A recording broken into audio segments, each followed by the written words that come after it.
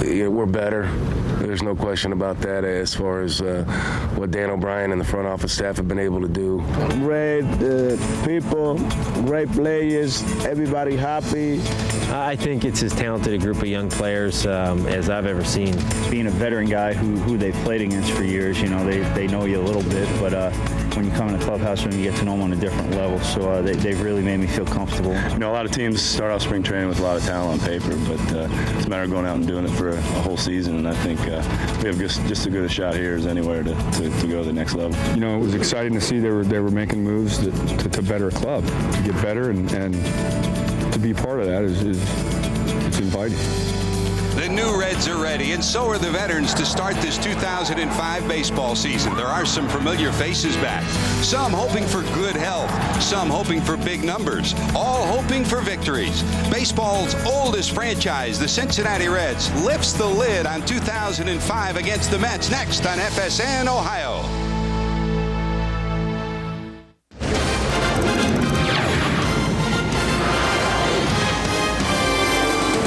From a sunny Great American Ballpark in Cincinnati, FSN Ohio presents Cincinnati Reds baseball. It's the 129th opening day for baseball's oldest franchise, the Cincinnati Reds, against the New York Mets. Hi, hello, and welcome to Cincinnati, everybody. Along with the crafty left-hander Chris Welch, I'm George Grande. Great to be back. Great to be playing baseball. And what a beautiful day we have for it, Chris. And this team is ready to make some statements in 2005. They are ready, George. There's no doubt about that. They're looking forward to this season, not because it starts a new season, but they really feel that they can contend. And you can just feel the difference in the clubhouse. When a ball club really knows that they can go out and expect to win, it makes a huge difference everywhere. When you talk about this team and you talk about this series, it's important for the Reds to establish themselves. Also important for the New York Mets. It's a team coming in after a makeover of its own during the course of the winter of 2004-2005. A new manager is in. Willie Randolph comes from Joe Torre's stable. You know about Pedro Martinez. He'll take the mound today. Pedro with the big arm and the Cy Youngs to go with it. And they also brought in some big bats. Reds fans saw Carlos Beltran, and Chris, he's the real deal. Oh, he's the real deal. He provides power. He provides a good batting average. He'll steal bases. He makes everybody in the lineup a lot better around him. And the last time you saw Doug Minkiewicz, he was clenching the World Series championship ball for Boston. He's now in the Mets lineup. The story for the Reds will be pitching, Chris. It will. It always is pitching. Of course, this year the starting pitching looks to be a lot better, starting with the starter today, Paul Wilson. He's the emotional leader on this pitching staff for the Reds. Nobody works harder than Wilson at his craft. He makes his first career start. He wants to get wrapped up in the emotion, but at the same time, he wants to calm himself down, have a good pitching game today. He faced a very, very tough customer in Pedro Martinez. This guy is an artist with a 93-mile-an-hour fastball, and he can dot those corners. That's our G pitching matchup for today. It's the Reds against the Mets. Important series for these two teams. A manager trying to establish himself in New York. The Reds trying to win here in Cincinnati. That's next on FSN Ohio. Welcome to our opening day version of Chris's Clubhouse. We've got a whole bunch of them coming your way this year. I've got a question for you. On opening day, have you got your postseason plans made yet? Well, before you do, let's talk about what the Reds have to do to get there. First of all, 92 is a number. Every team that won 92 games last year went to the postseason. We're talking mainly about the Astros in that wild card bid. So how do the Reds get there? Well, first of all, they've got to pitch better. Keep the ball in the yard. They gave up 236 home runs last year. Way too many. First in the National League. Starters have to go deeper into a ball game. 50 times last year they went in the seventh inning, not nearly enough, and hold on to the lead. The Reds lost 47 games after leading some point in the ball game. What about batting? Well, I'm not a batting coach. In fact, I don't even play one on TV, but I will tell you this, they strike out way too often. In fact, they were the most strike them out team in the league last year, so you got to cut down on it somehow. Make a little contact and then have a little fun at the plate. Those are just some of the things the Reds have to do to make the postseason. But wait, there are others as well, and we're talking about a little bit of defense out there. You got to keep the double play in order, and it didn't happen last year. The Reds were the worst in the National League in turning the double play, mainly because there were too many wild pitches, 74, and too many pass balls, 17. Add them up, and that's 91 times the catcher had to run all the way back and do a little FaceTime with the people in the diamond seats. You can't do that anymore. And also, you've got to win against the Astros and the Cardinals. They were 11-26 against those two teams last year, and if you don't play them any better again, guess what's going to happen? You're going to watch on TV while the Astros and Cardinals had their fun in the postseason. That's our first time here on Chris's Clubhouse, talking all about you. We'll be back after this. Junior, he's ready to hit the number 2 spot. Maybe swat a couple out of here. Baseball's next on FSN Ohio. Welcome back to Cincinnati. Let's check our Rico starting lineup for Willie Randolph and the New York Mets. Jose Reyes from second to short this year. Matsui moves from short to second. Carlos Beltran, the free agent acquisition. How about Mike Piazza is behind the plate? He's hit well against the Reds. He had a great spring. Cliff Floyd hoping for an injury-free season. Doug Mientkiewicz over from the Red Sox at first. David Wright, fine young third base project. And Eric Valent, the former Reds, out and right. Pedro Martinez, the starting pitcher. That's 1 through 9. Your Rico starting lineup, and here's Paul Wilson, Chris. Paul Wilson, 11-6 last year. Some people say he would have won a lot more games had the Reds not blown some saves for him, maybe 15 or 16 games. But overall, he's been a very good pitcher here at Great American Ballpark. He was 6-3 last year with an earned run average under 3.5. So Wilson, who had it going in spring training, needs to get some ground balls. Contact on the end of the bat is what he's looking for.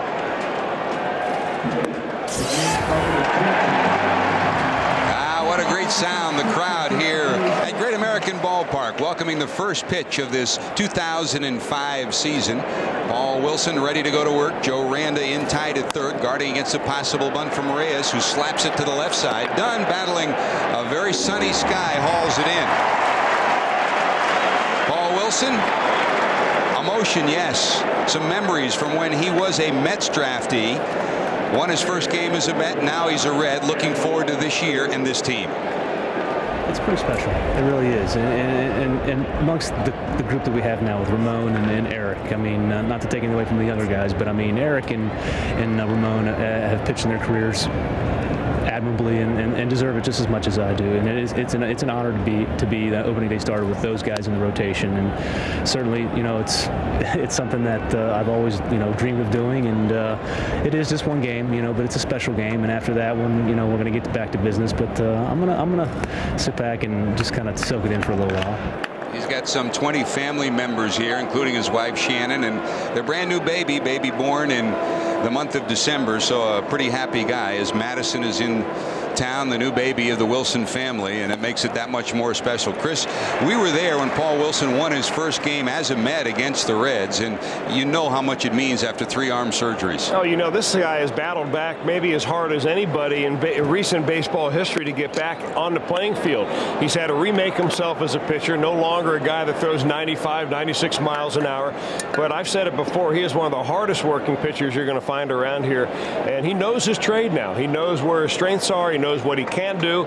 He's just a very cunning pitcher out there that is a complete package, and that's one reason why he is not only the starting day pitcher, but he's a leader on this pitching staff as well. He's the guy that the younger players and even the other veterans look to for guidance, and Wilson's the right pick to pitch out there this afternoon. General Manager Dan O'Brien targeted Wilson as the first work of the offseason to re-sign him. They did, and then they beefed up the pitching after that by signing Eric Milton, the free agent, and by acquiring Ortiz as well. Here's the 3-2 with 1 out. That's lashed down the right field line, but foul. Matsui is in the number 2 spot. He led off for a good chunk of last year, and he also played short last year after coming over from Japan. Defensively, he was subpar. Reyes, brilliant young defender throughout his minor league career with the Mets, was still coming back from hamstring difficulties, so they played him at second last year. Matsui drills this one to right. That's hanging up. That's going to be gone and out of here. Matsui, who had 4 leadoff homers last year, hitting in the number 2 spot today, gets that one up and in a little bit, and boy, does he tattoo it, Chris. He saw the first pitch of last season and hit that yard, and he does the same thing here in this ball game. You know, it's kind of interesting, the pitch sequence, because right before that, he got a pitch in a very similar spot, hit it hard but foul down the right field line. His only power is down the line to right field, and you give him a shot to drop the bat head on one, and he'll go yard, and he did. He bested Tommy Agee's mark for leadoff homers for the Mets last year in his first at bat this year. Bingo, he does it again, and it's 1-0. The Mets have the lead. Here's the big free agent acquisition on the field. Pedro Martinez, the biggest for the Mets in the pitching department, but everybody wanted this guy. Carlos Beltran came over from Kansas City to Houston, and thanks to Mr. Beltran, the Astros made it to the postseason last year. No balls, 2 strikes from Paul Wilson. Well, everybody wanted them, but only a few could afford them. Don't we all want to drive Rolls Royces? And he was the Rolls Royce of this offseason. Yep. Genuine superstar who blossomed in the postseason with 8 postseason home runs last year. The 0-2 pitch banged down to Casey. He'll take it. And there's your second out of the inning.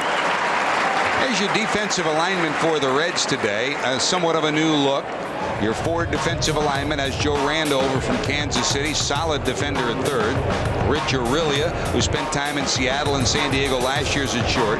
D'Angelo Jimenez at second, Casey at first. Outfield, good health is what everybody wants. Dunn, Griffey, and Kearns in the outfield, and Jason LaRue behind the plate. That's your forward defensive alignment. Joe Randa has been brilliant at times with the glove during spring training, and Chris, throughout his career, the last 4 years, he's led the American League third baseman in fielding percentage. He's solid. Yeah, good hands. Pretty much what he gets to, he'll make, and you'll be out. 1 ball, no strikes to Mike Piazza. Talk about a great spring. This guy had it. He hit 400, 3 homers, 14 knocked in. He's hit well against the Reds through his career. 17 career homers against Cincinnati.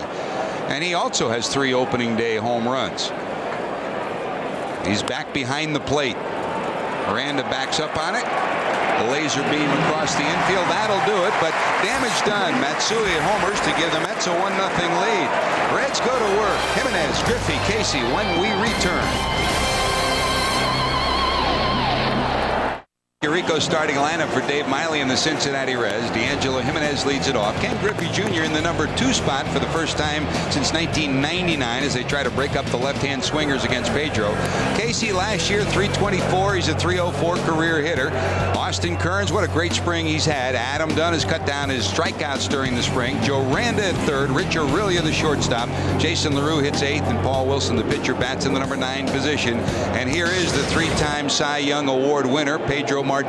It does not get a whole lot tougher than facing Pedro on opening day. Here's a guy that has twice as many wins in his career as he does losses. His earned run average career is 2.71. So this guy, not only does he have a terrific arm with a great fastball and the ability to change speeds, but he's been really able to pinpoint all of his pitches where he wants to. He's a cunning pitcher with a terrific arm out there. If you're left-handed, what you have to watch out for today with Pedro Martinez is that cut fastball. He just likes to start it in the middle part of the plate, and it'll just cut right in on your hands. Very tough to pick up the spin, and he'll get a lot of broken bats and ground balls if he's on. So Pedro's ready to go to work. You know about the last 7 years. He's been a Boston Red Soxer. He was part of the Red Sox nation that won the World Series last year. As a free agent, he left Boston, came to New York, not to the Yankees where a lot of folks thought he would end up, but thanks to the hard work of Omar Minaya, the general manager in New York, he ended up in a Mets uniform as the Mets try to reinvent themselves for 2005. Here's D'Angelo. Slices this one into short center field. Beltran in. We talked about Beltran's offense. He's a brilliant defender too. Here's your forward defensive alignment for the Mets. Beltran's in center. Floyd is in left. Mike Cameron was supposed to be in right. He's got a gimp wrist after off-season surgery. He's not in the lineup. Eric Valent is. Right at third, Reyes Matsui, the double play combo. Minkiewicz, great glove at first, and Piazza behind the plate. That's your forward defensive alignment. And here's Junior.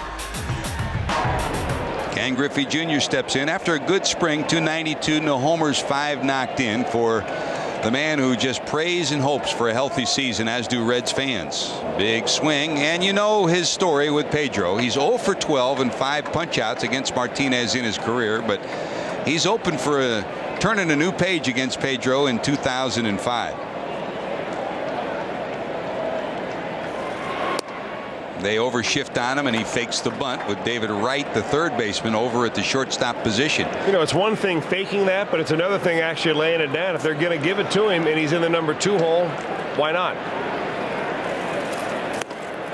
Big swing, and it's 1-2. A couple of years ago, Chris, we went down to Fort Myers to play the Red Sox, and Junior, his first year with the Reds, faced Pedro in spring training. Got a single through the hole on the left side, and he asked for the baseball. Remember that? He asked for the ball in spring training. That was the first hit he ever had against them. And this is his first for real. Jr., base hit right field. The Reds have a runner, and that's his first hit ever against Pedro Martinez in a for-real ball game.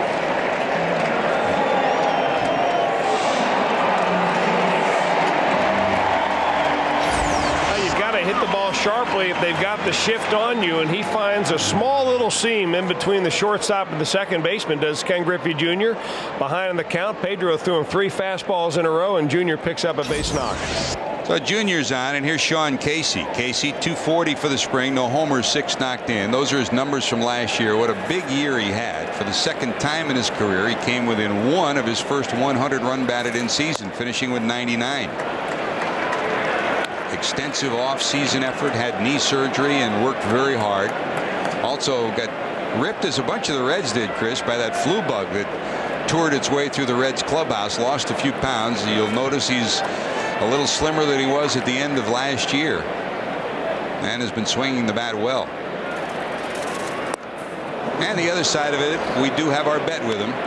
Yeah, I asked him the over-under number today. He told me 5. I almost fell over. Yeah. So I said, that's good, Sean, because I like pizza. He's 5 stolen bases. Stretch the envelope. He asked for 10 last year, didn't get it. He's hopeful of 5 this year. Right now, he'll take a run batted in with Griffey on first. Casey had 44 doubles, a career high for him last year, and Piazza will go out and chat with Pedro. You know, the Mets are one of those ball clubs that take the defensive scheme and they really take it to extreme. They're not afraid to really overplay a defense on any one particular batter. They shifted Ken Griffey Jr. way around to the right side. They're doing the same thing to Sean Casey, a batter who is known more often for going over to the left side with a base hit than he is to the right side. So they try to be as exact as they possibly can in getting their scouting reports from their advanced guys. And Casey's got to look at that infield saying, boy, it's going to be tough to hit one up the middle. Maybe I can slice one down the left side if Pedro were to throw me a little changeup away. And this is not where most teams defense Casey, because Casey goes to the left side so easily and so well. Most, in fact, will spread the shortstop almost to a normal right-handed batter spot. So it's a different kind of defensive alignment than Casey usually sees. 1 ball, 2 strikes to Sean Casey, who, as usual, sits in the 3-hole for the Reds. Lash to left, sinking. That's a base hit. Good hitters do that. Casey does, and the Reds have 2 on here in the 4th. Back-to-back base hits in the 1st inning. You know, the most interesting thing about that particular swing for Casey was that not a pitch that was on the outside part of the plate. It looks like he went inside out on that. The ball kind of was in on him. He dropped his hands, and we say all the time, stay inside the ball. No better example than this swing by Sean Casey. Inner part of the plate, slices it to left, and the Reds have something going. And here's Austin Kearns hitting in the cleanup spot. Kearns had one of the brightest springs of any Reds player this year. 324, a homer, and 8 knocked in, coming off a couple of injury-marred years. If spring training is any indication, he's ready to have a big year. Fouled off for strike 1. You had to figure he was hacking at that first pitch. He's a guy who about half of his home runs in the big leagues have come on the first pitch. So everybody in the ballpark who has watched Austin Kearns knows he's a first pitch fastball hitter. A little bit tardy on that one, and he went straight back with the foul. Strike 1. He has adapted his swing a little bit and his stance, hands a little bit higher, a little bit away from his body because they pounded him in, and that's created the hand difficulties and the wrist and arm problems and injuries he's had in the past. And he has been fluid, he's been strong at the plate and in the field all spring, and the Reds are hopeful of that continuing through the 2005 season. 0-2 from Pedro. Dunn on deck for Cincinnati. Well, Chris, last time Pedro faced the Reds, he whitewashed him, and already they're doing better than they did. That's true. That was way back in 1997. 9 innings of 1-hit baseball. Was that the game that he drilled Reggie Sanders and Reggie went out to? That was 94. That was 94. That's a foul ball down the line. Almost over the bag. Not foul by much. Reds fans will remember April of 94 when Pedro had a perfect game in the 8th inning up in Montreal, and he hit Reggie Sanders, and and the bench clearing ball ensued. Here's another look at this one down the line. It just does go foul. Your umpiring crew today, that's Mike Everett at third. Tim McClellan's behind the plate. Tim Timmons at first. Chuck Merriweather's at second. Count stays 0-2. 2 on, 1 out. Well, if you're watching the radar gun readings along our Fox box line, you'll see that Pedro Martinez is really varying speeds on his fastball. He'll throw a couple at 88, 89, 90 miles an hour. Then he kind of reared back and tried to add a foot to his fastball that time. Got it up to 94 against Austin Curran. So he still has it when he needs it.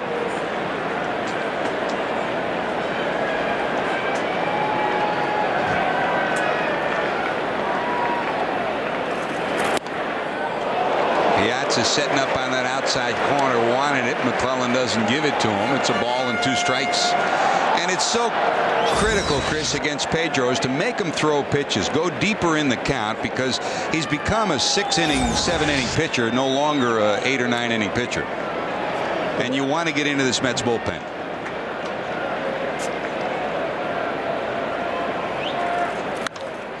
High in the air to right. Eric Valent under it. Griffey's tagging at second.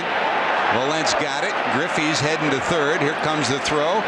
It will not be nearly in time, and Griffey advances from second to third. Let's go back and remember the Pedro Martinez that Reds fans saw. Go back to that Montreal Expos uni, Chris.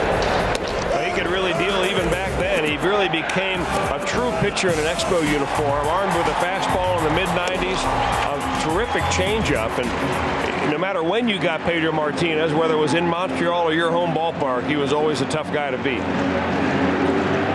So Griffey advancing on the fly ball from second to third. First and third now. 2 away, and here's Adam Dunn. Dunn, 281, 4 homers, 14 knocked in this spring. You know the big year he had last year, 46 homers, 102 knocked in.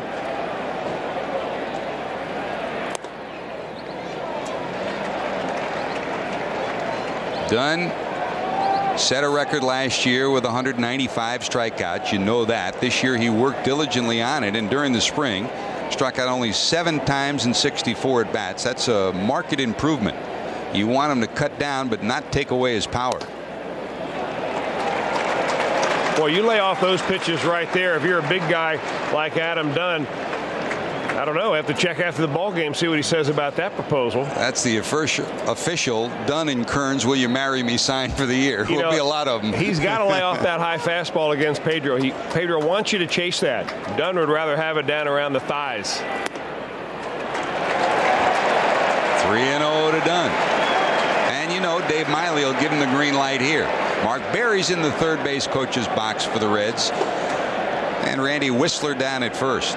Same coaching staff back for Cincinnati. A whole new coaching staff, of course, with one exception for the Mets. Rick Peterson is back as the pitching coach. 3-0, 2 away.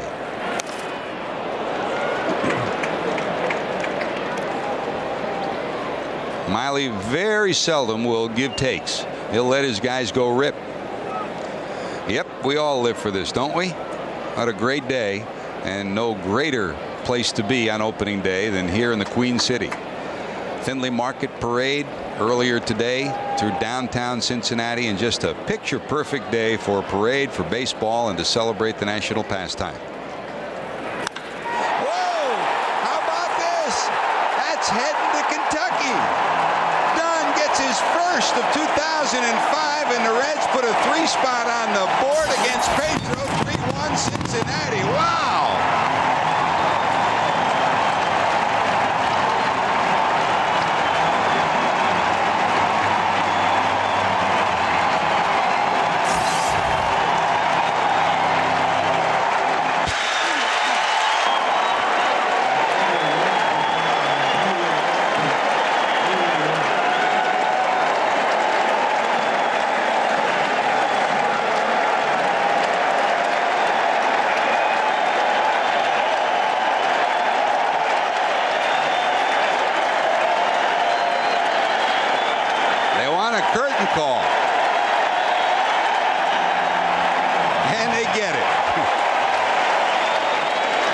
You could have had your eyes closed and knew that was gone. I'll Chris. tell you what, that big man hit that ball.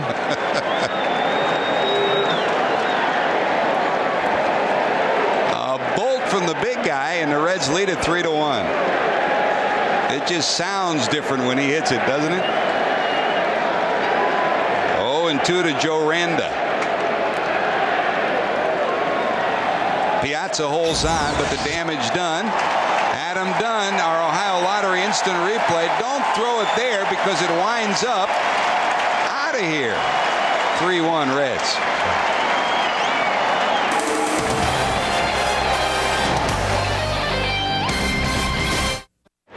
.46 home runs last year, number 1 of 2005. Today for big number 44. There was no doubt about that. Just listen to this. After this pitch, we'll let you take another listen to the belt by Dunn. First pitch to Clifford Floyd, line to left. That's a base hit.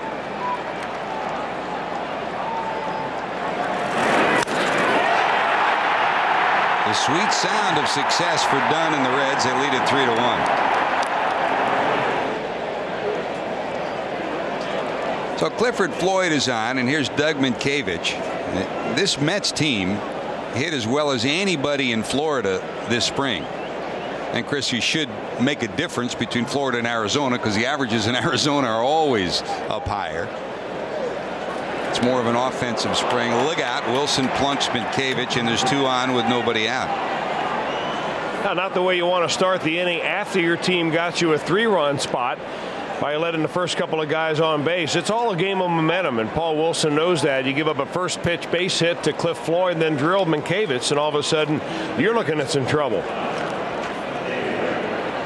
Fortunately for Paul Wilson, you're getting down towards the bottom of the order now, and he's a ground ball pitcher by trade. And Dave Miley and Wilson both looking for maybe a DP lane ground ball. Very much like the Reds, the Mets are a team that is power packed in their lineup. And David Wright showed last year at the end of the year that he has the potential to be a very impressive offensive player. Last year he had .293 with 14 homers and 40 knocked in only 69 games after coming up from the minor leagues. And he'll hit either in the 7th or 8th spot this year on this lineup. So you have to be cautious with this guy. He's got the potential to dial one up on his own. 1 ball to right. That's a strike. 1-1. Domino's Pizza welcomes the arrival of the 2005 Reds season with an incredible pizza deal. For a limited time, you can get 3 medium 1-topping pizzas, only $5 each. Just call your neighborhood Domino's and ask for the 5-5-5 deal. Broken bat to short. They'll get 1 on to first. Yes, sirree. They turn 2. Quick hands by Aurelia and a great turn by Jimenez on a very tough play with the broken bat.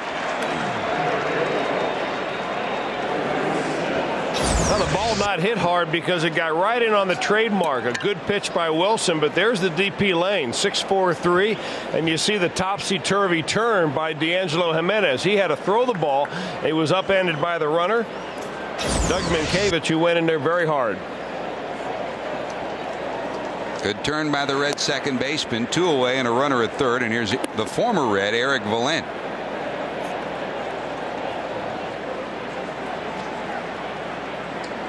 Had a breakthrough year for this substitute player for most of his career. Last year he had those 13 home runs, 34 knocked in, and played in 130 games as the Mets had a series of injuries that allowed him to play. In fact, he still qualified as a rookie last year after being up both with the Phillies and with the Reds. Well, the Reds got him for Kelly Stinnett. Then the Reds, after the season he was with the Reds in 2003, put him on a minor league contract, and that's when the Mets picked him up on the minor league phase of the Rule 5 draft. 2 balls, 1 strike. That's a strike. 2-2.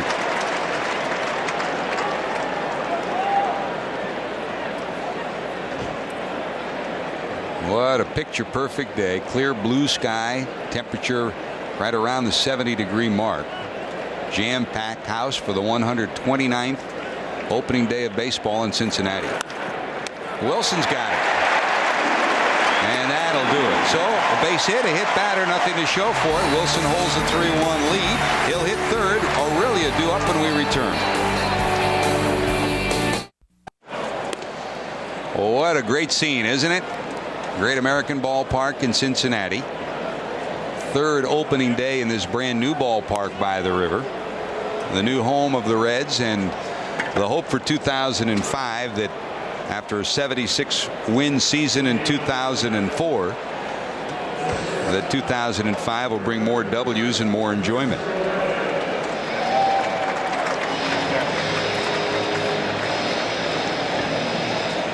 Here's Rich Aurelia, another one of the new faces on this Reds team. Chris, you and I watched Aurelia, the Brooklyn-born shortstop, come into his own in San Francisco as a power hitting shortstop. He had every year 25 to 30 homers, had 37 back in 2001, and he's not the same offensive player he was then, but he is a smart offensive player, and that's one of the things that Dan O'Brien wanted. Better at bats. Joe Randa, Rich Aurelia figured to give you that. Oh, you hit it right on the head there. They're guys that you kind of know what you're going to get with them, especially in a tight ball game, maybe later in the game. You know, there was kind of an experimental couple of years with Brandon Larson at third base, and then trying to work Felipe Lopez with time into shortstop, and I'm not so sure either of them are really ready. Obviously Brandon Larson wasn't, but you know, with Randa, he's solid, gives you good professional bats. Same for Aurelia. 0-2.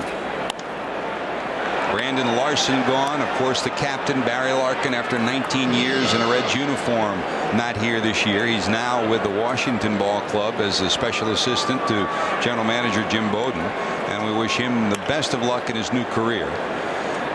Still and always will be a great Cincinnati Red, Barry Larkin. That's up high. Juan Castro gone. Castro now, of course, with the Minnesota Twins as a backup infielder. Corky Miller, backup catcher, gone. He's also in Minnesota.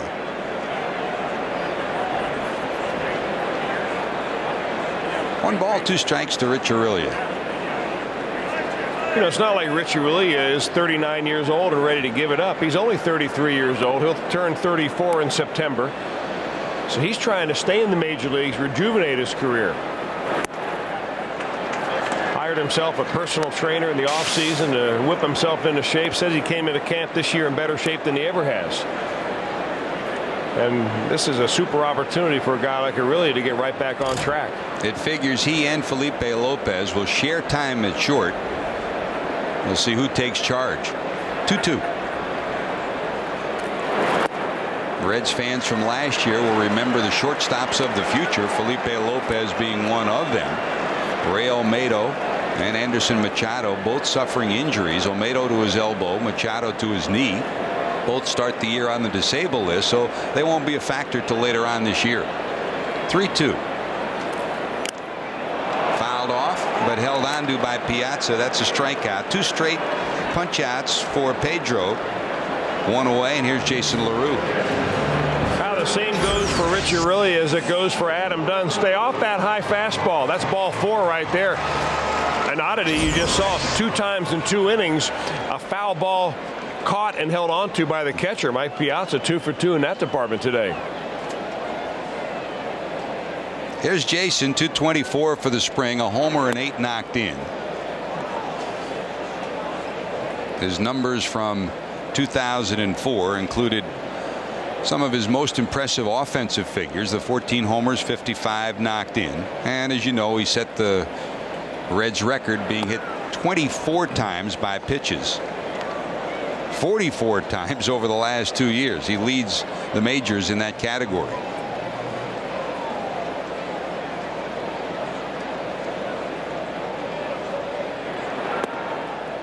There's a breaking ball down and away. 1 ball, 2 strikes. Pedro hasn't thrown many of those yet. No, he hasn't. He led Jason LaRue off with a slower slider, 78-mile-an-hour slider. Then the last 2 pitches of that cut fastball that I was talking about early on.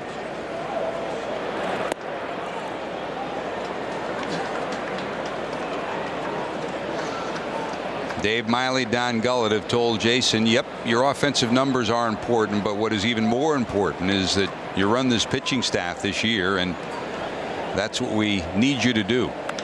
Check swing, bloop down the right field line. In fact, when Miley talked to this club the first meeting of the year, he pointed to the veterans like LaRue. Dave Miley said, look, Barry Larkin is gone, the captain is gone, but I expect each one of our veterans to lead this year. Around that infield into the outfield, all those veterans will have to contribute to the leadership quotient, and you could see it in spring training in Sarasota, Chris. They've all started to try to do a little bit of that. I think everybody does their own thing. I mean, you can't force a guy who is not vocal to be vocal. You can't force a guy who's not the leader type to be a leader, but you can set an example by the way you carry yourself, and I think that's what Dan O'Brien and Dave Miley want. They want these guys who've been around a little bit to be professional ball players and to give give a little winning attitude out there, and that goes a long way. 3-2 to LaRue. Great at bat by they call it a strike 3. That was a great at bat for Pedro Martinez because he really had LaRue thinking that was going to be a pitch that would slide outside. Watch the comeback action on this fastball. Looks like it's going to be a ball out there. In fact, Mike Piazza really doesn't frame it all that much, but where is he? Is this a ball or a strike? LaRue thought he had ball 4. It's strike 3, and it's 3 straight strikeouts for Pedro. So 2 away, and here's Paul Wilson.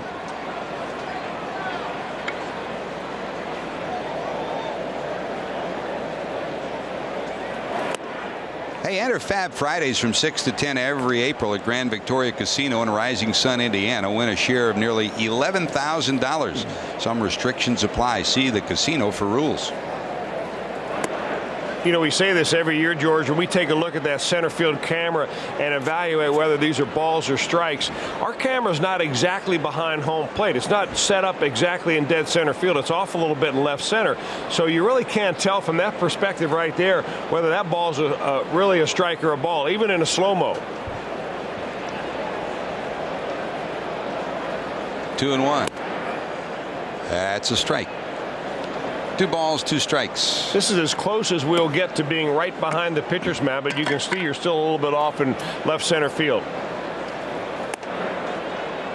Now that looked like the same pitch. It was a strike 3, didn't it? You know what an umpire will say? No 2 pitches are the same. The world of Questec. Yes, sirree. That's fouled off by Wilson, who stays alive 3-2. 44 pitches now in 2 innings for Pedro Martinez. So if nothing else, the Reds have made him work a little bit through the first couple. That's the best news for the Reds. You want his pitch count up fast. Pedro pitched twice in minor league games away from the light of the glare of scouts.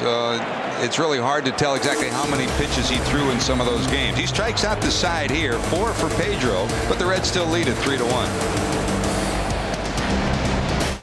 Presenting excuses to watch more Major League Baseball. But they spent all that time carving those little bats out of trees. I would go to the gym, but I think it's closed till October.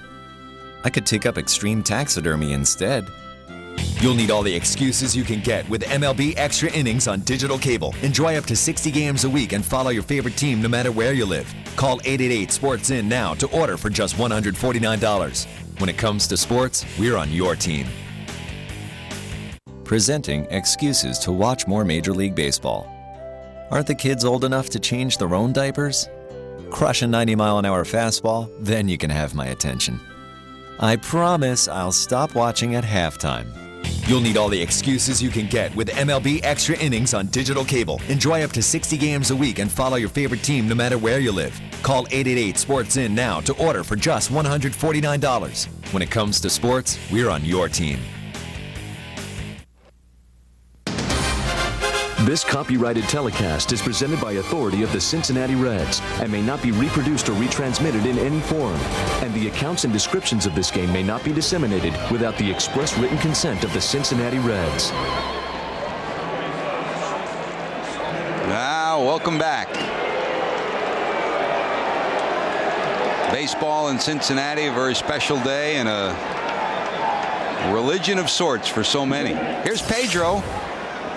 Back in the National League, he'll have to put on the helmet and step to the plate. As a major leaguer, his hitting totals, 25 hits and an .094 average. This one blooped to the right side. D'Angelo has it, and there's one away. Beachmont Ford, easy to find, easy to deal with. The largest truck dealer in Southwest Ohio with over 1,200 trucks available at all times. That's Beachmont Ford. Paul Wilson touch for a homer by Matsui in the first. Gave up a base hit to Floyd in the second. Leads it 3-1. Here's Reyes. Second pitch of the game, popped out to left in the first inning.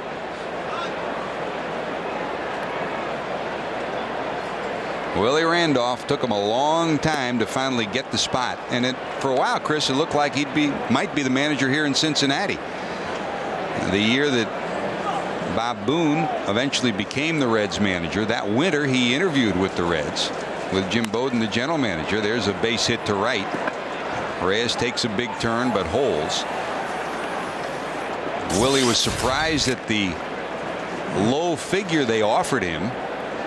Number one. Number two, he was told he could only bring one coach to Cincinnati, and changing leads, not knowing the National League with only one coach, he opted out of it and did not eventually come here, and now he's got a chance to be in New York, where of course across town he was one of Joe Torre's most trusted aides. As he said before the ball game, one door closes and another one opens. You never really know what direction your career is going to take, but in the long run for Willie Randolph, being a Mets manager, a much better fit, I think, for a kid who was raised in Brooklyn.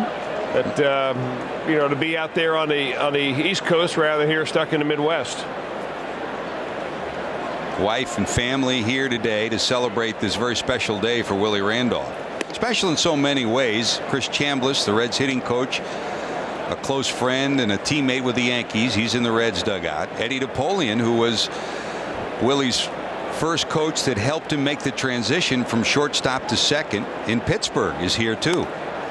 They all visited before the game today, so it's an emotional day for Willie. Not just a day as a new manager, but a day to be with friends too. Yeah, Ed Napoleon, he's a coach, but in the pregame, of course, he's on the couch in the coach's room now watching the game on television. He was everybody's first coach. Yes, when we did the game with Rick Manning and Cleveland Indians, he was Rick Manning's first coach. He was one of my first coaches. I think it's mandatory that you have to have Eddie Napoleon at some point during your career.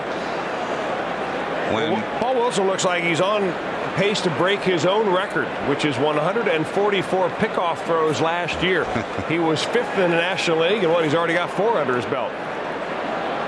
5 and counting. And it looked like he threw over at the right time. Reyes was leaning the other way. He's not careful, he's going to break my record.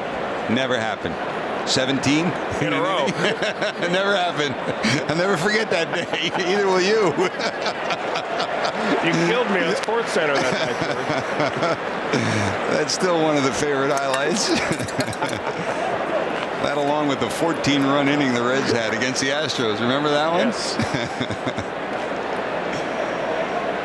1 ball, 2 strikes. And that'll do it. They get Matsui. 2 away. Last season, Ken Griffey Jr. knocked the door down to the 500 home run club, and this season Jr. getting his own bobblehead thanks to Pepsi. Tuesday, May 24th, Ken Griffey Jr. is hitting leadoff for the 2005 bobblehead promotions. You can be one of the first 40,000 fans in the park to receive this one-of-a-kind bobblehead. It features Jr. as he stands finishing his famous home run pose. Purchase tickets for Pepsi Ken Griffey Jr. bobblehead night. 2 away, and here's Beltran.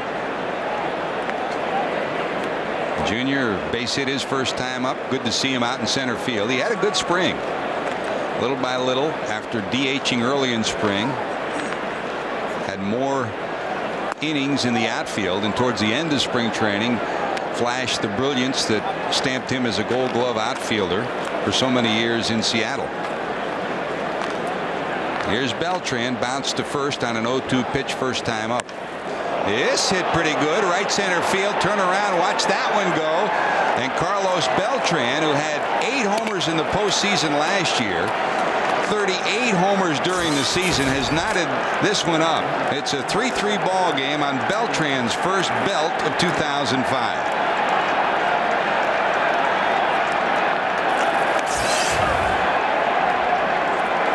These figure to be 2 teams, and they'll throw it back. Both these teams figure to score runs, Chris, and they're showing that early.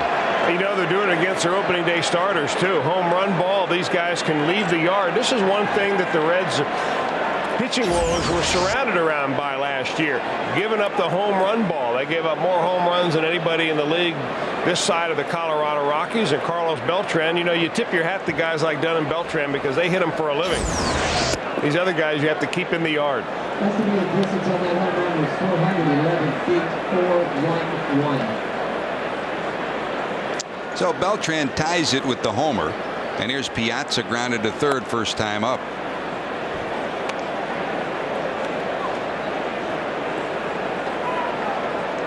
Pitch to contact is a mantra that Dan O'Brien tapped on his pitchers last year. Pitch to contact, meaning don't be afraid to throw strikes, but you got to throw quality strikes. It looks like just one of those days where Paul Wilson just doesn't have a real good feel of all his stuff. I mean, he's made some good pitches and he's made some mistakes, but overall he's fallen behind. Beltran got him for a home run. He went 3-2 on Matsui, who hit them for the home run, and here he's fallen behind Mike Piazza 2-0 before he finally delivers a strike. So it's not one of those days where he can really dot the pitch where he wants to. He's kind of battling his release points right now. That's a walk to Mike Piazza. So a 2-out walk, and here's Clifford Floyd, who singled his first time up, and Jason LaRue will go out and talk to his righty. And you're going to have days like that. As a pitcher, I think that you probably have one every 5 starts where you have stuff and command all at the same time. Those days it's very easy. But on those other 4 starts, that's when the pitching coach and the pitcher need to get together and really evaluate what you can do, what you can't do, what little adjustments that you have to make. But for the most part, no matter what Don Gullett thinks on the bench, it's up to Paul Wilson to make that adjustment on the mound. Casey plays behind Piazza down at first. That'll kick away from LaRue, go all the way to the backstop, and Piazza moves into scoring position.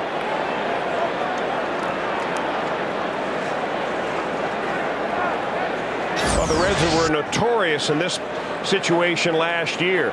That ball hardly even gloved. In fact, I don't even think Jason LaRue got a glove on that ball. It went off the shin guard of the home plate umpire, Tim McClellan, trying to settle Paul Wilson down. 74 wild pitches last year, 17 pass balls. That's a whole lot of running back to the backstop. Slice to the left side, Dunn over towards the line, under it, and he'll haul it in foul territory. Damage done. Beltran homers. We're tied at 3 as we go to the bottom of 3, and Jimenez leads it off. Cincinnati Reds baseball on FSN Ohio is being brought to you by your local Toyota dealers. Toyota, moving you forward. By Domino's. Call Domino's now. Enjoy their incredible 5-5-5 deal. That's 3 medium, 1 topping pizzas for only $5 each. By Rico. How well do you print, copy, scan, fax? How well do you share? And by your local Jeep dealers. Come check out the all-new Hemi Grand Cherokee. Here's D'Angelo Jimenez, flied to right first time up. He'll lead it off as we go to the 3rd. Pedro Martinez sitting on 46 pitches already in this one.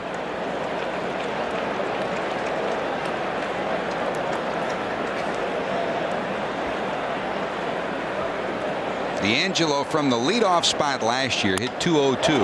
Ripped to right, but foul. 2 balls, 1 strike, and he'll go back for a new piece of lumber. You know, this was a spring training camp that was essentially without controversy. But if you're looking for controversy, the only little bit that was there was the second base position. And that was about D'Angelo Jimenez signing a 1-year contract to come back at about $2.89 million. And Ryan Friel, who had a very good year last year, had 500 at bats, but he played 5 different positions. So there were some in camp that said, boy, Friel is needed at the top of this offense to get it going. Others said, well, Jimenez had a good enough year to secure his spot. That is something that will remain a lot of people keep an eye on.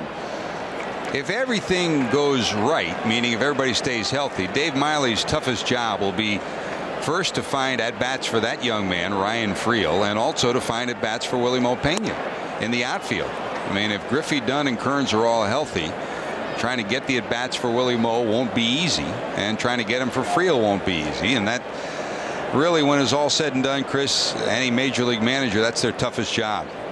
It is, but it's a job they like to have because it means that they have their frontline players who are healthy. And the guys that are healthy, they want to play every day to stay in the groove. That's a good at-bat right there. Working the walk, working the pitcher. That's one of D'Angelo Jimenez's fortes. Here's Willie Moe, who had the great second half of the year last year after taking over when Junior went down after the All-Star break. Difficult to find at bats this spring, and it'll be true early as Junior steps in 1 for 1, a single his first time up.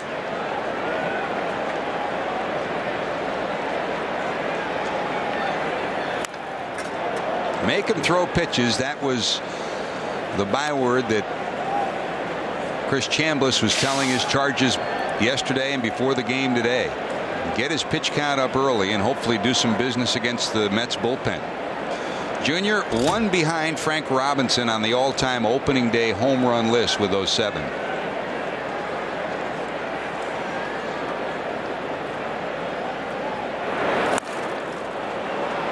Fouled off 0-2.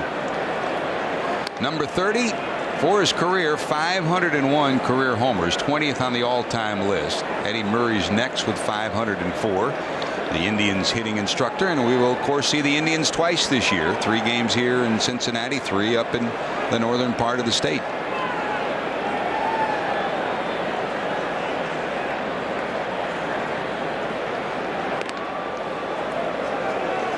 You may have seen Mike Piazza right before that pickoff throw by Martinez kind of flip his thumb out there, and that's a sign evidently he got from the bench on what to throw. Now it looked like they're going to heater away.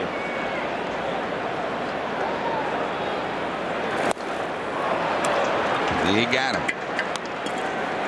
Ken Griffey Jr. strikes out, and here comes Sean Casey. Let's go back to April the 13th of '94. We talked about Pedro and Reggie Sanders when Pedro had the perfect game in the 8th. Remember this, Chris? You know, the more I see this pitch, the more I realize how wrong Reggie Sanders was to come screaming out to the mound like that. Looks like that Pedro fended him off as easily as he did Don Zimmer. He's a tough guy to track down, isn't he? He got quick feet. Well, Pedro, of course, had the perfect game, hit Sanders, and then lost the no-hitter in the 9th. Brian Dorsett ended up getting a base hit, if I remember right, in the 9th inning. But that's the way it's been. Pedro has been poison to the Reds throughout his career. 5-2 overall against Cincinnati, but his earned run average is even more impressive. 1.76 in his career against the Reds. Here's Casey, single to left, first time up.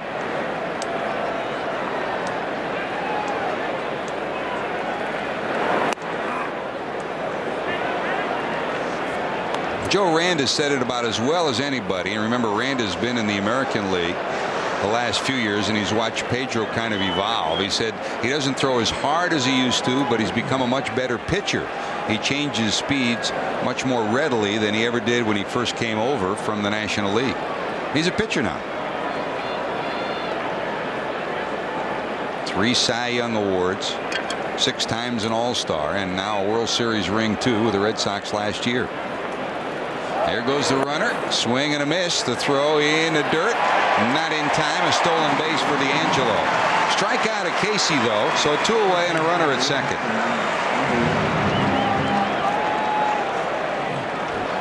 They picked a good pitch to go on because it was an off-speed pitch. Take again the strikeout pitch by Martinez to Sean Casey. It's a slow one that he just drops right in there. Piazza gloves it cleanly, but he gets a throw off that takes him a little bit longer. There's a breaking ball, one of the few curveballs we've seen Pedro throw, and the one hopper to second base, not in time. 6 strikeouts for Pedro as D'Angelo gets his first stolen base of the season. Here's Austin Kearns, flied out first time up. Boy, interesting the way Pedro has changed his approach the second time through the Reds lineup. The first time through, he threw almost exclusively all fastballs. 4-seamers, 2-seamers, occasional changeup. This time through, he's thrown a lot more breaking balls and a lot more off-speed pitches.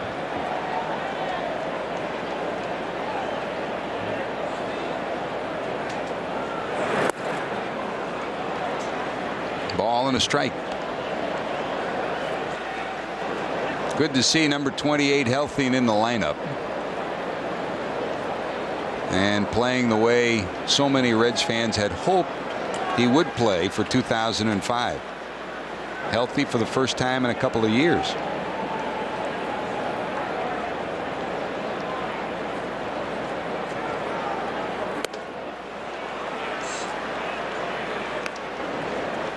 One ball, 2 strikes to the Reds right fielder.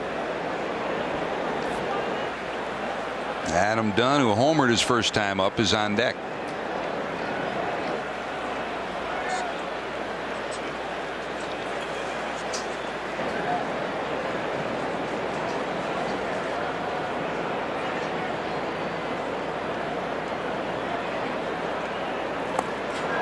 Breaking ball gets him. We've got a 3-3 ball game working. Pedro's punched out 7 through 3. Heading to the 4th. Here comes Minkiewicz. At Great American Ballpark, lights are bright, music playing, and hearts are all light. But there will be joy in Redsville because the mighty Casey set the ball sailing deep into flight.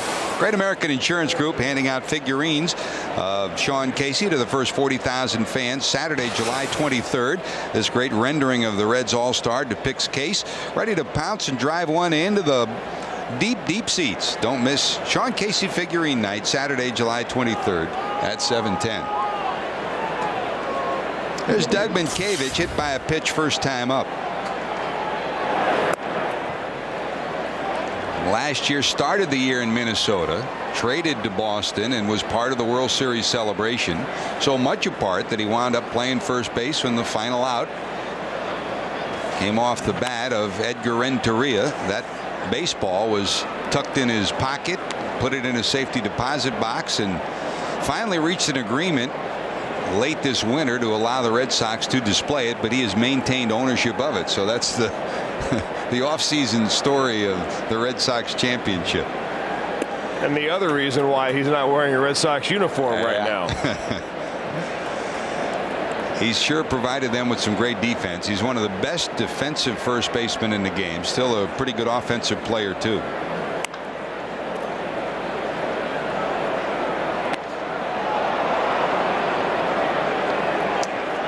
The Mets horrible defensively in the infield last year with Matsui at short, Reyes learning second, and a host of people including Mike Piazza down at first. Much better this year just by the fact they have this guy at first for a good chunk of the year. He'll save a lot of errors by your infielders. That's a strikeout. One away. Here comes Wright. Time for our Aflac trivia question. Our first one for the new year. Who holds the Reds record for most opening day home runs? The Reds record for most opening day home runs. You know, Ken Griffey Jr. has 7. And then already today, Dunn has hit 1, Matsui has hit 1, and Beltran has hit 1. There's David Wright. He had 14 homers of his own after coming up from the minors last year. And Chris, he's stamped as a can't miss prospect.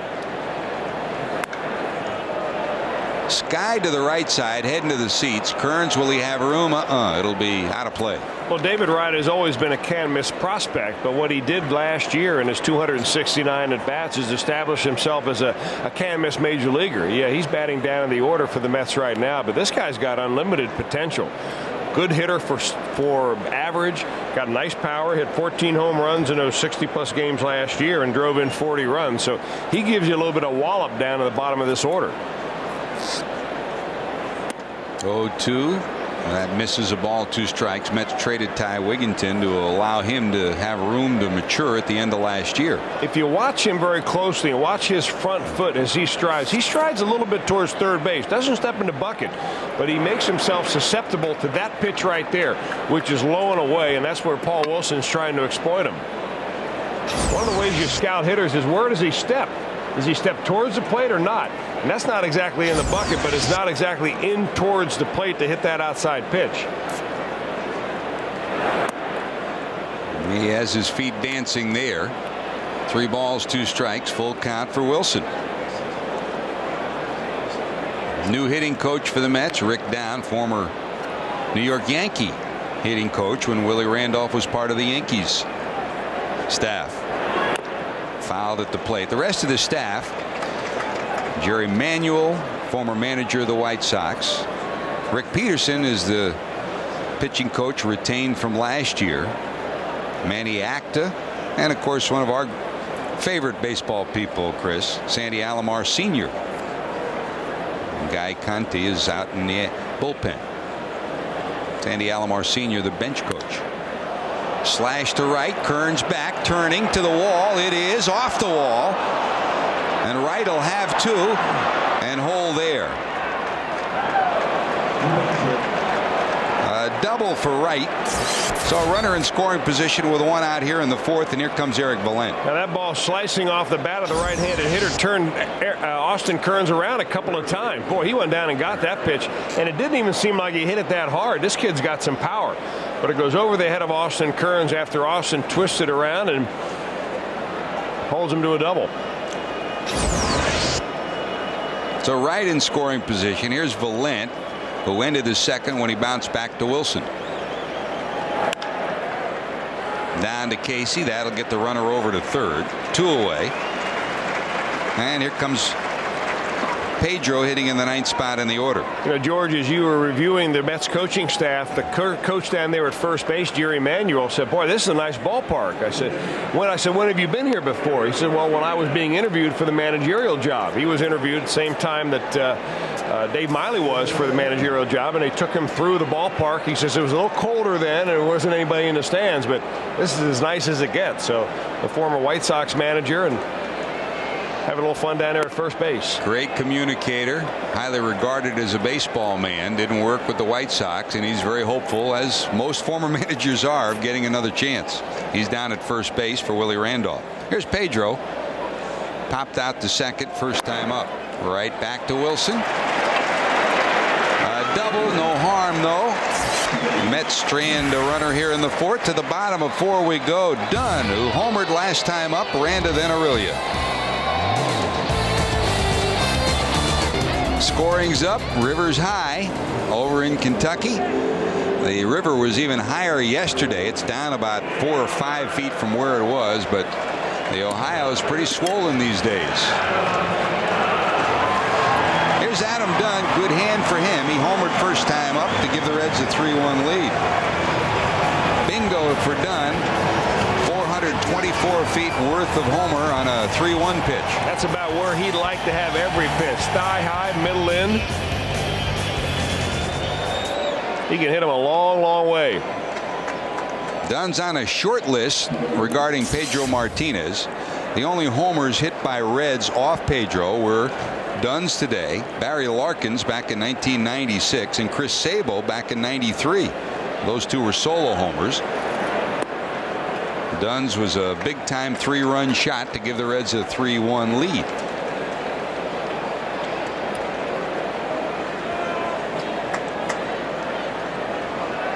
Two-0.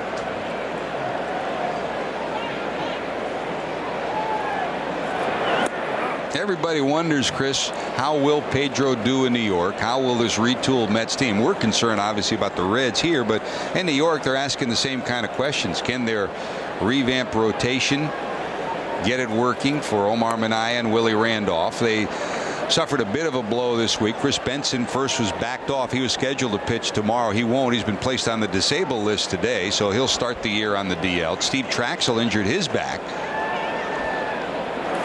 Swing and a miss. That's strikeout number 8 for Pedro. They still have Zambrano, Ishii, Glavine in this rotation right now. Here's your Aflac trivia answer for today. Home run question on a home run kind of day. Who holds the Reds record for most opening day home runs? Did you get this? Frank McCormick with 4. It took Rich Cope all winter long to think that one up, didn't he?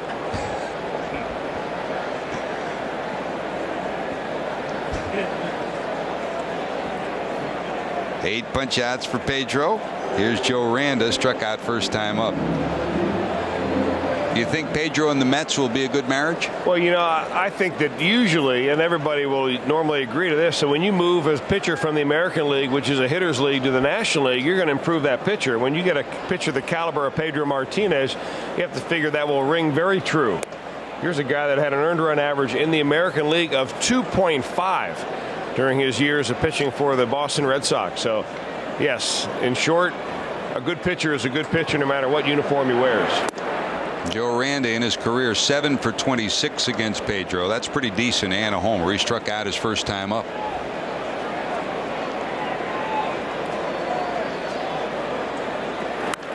A lot of folks wanted Pedro this offseason. The Red Sox made an initial 2-year offer. They said they wouldn't go to 3. He talked to the Yankees. No offer was ever made. The Mets then offered him a 3-year deal. The Red Sox matched that at 3, and it was the 4-year deal that eventually got him to sign with the New York Mets.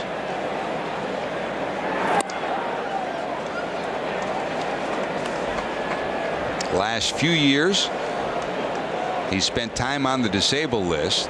Not last year though. 2 years prior to that he did spend time on the DL. Takes a little off. Out in front is Randa. That's strikeout number 9. So Pedro's heading towards a multiple strikeout double figure day. He struck out as many as 17 in a game the last time back in May of 2000.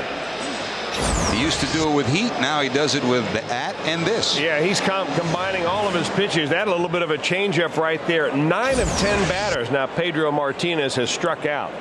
So he is on some kind of a roll. You talk about having a good feel of your breaking pitches. Pedro's in the zone. Really at the center. Over is Beltran. He's got it. So the Reds make contact. Nothing to show for it. 1, 2, 3. They go in the 4th. Here we go to the 5th. Reyes will lead it off. Top of the order. Not too close. What do you think? I got that insurance? What insurance is that, Yogi?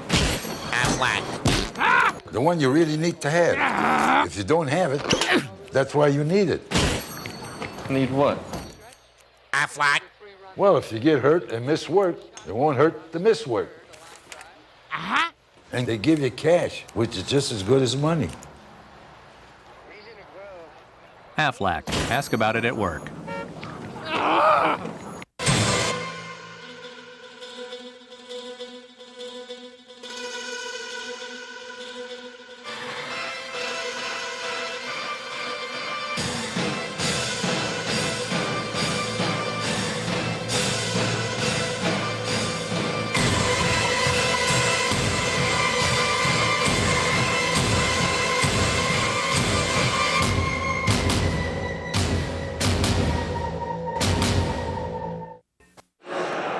Thunk it. First week of April, opening day in Cincinnati. Shirt sleeve weather. Boy, what a beautiful day. 70 degrees, bright sunshine. The Mets flew in from Washington where they played an exhibition game yesterday, and it was about 38 degrees and rain, so they were happy to get here. Hey, hasn't it been like this all spring here in Cincinnati? While we were down there and where it rained horribly in Sarasota, Florida? Yeah, you told Debbie that too, huh? And no matter what the weather's like in Florida, people up here don't want to hear it when we're down there for spring training. You better believe it. Here's Reyes. Flied out singled, 1 for 2. Slapped down the left field line, curving towards the seats. It will be out of play. Ball, 2 strikes. Souvenir on opening day.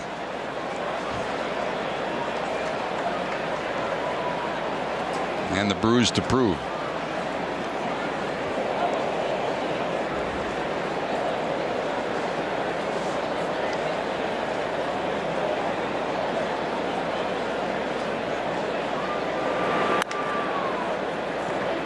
D'Angelo has it over to Casey. Reyes retired, 1 away, and here comes Matsui, who homered in the first.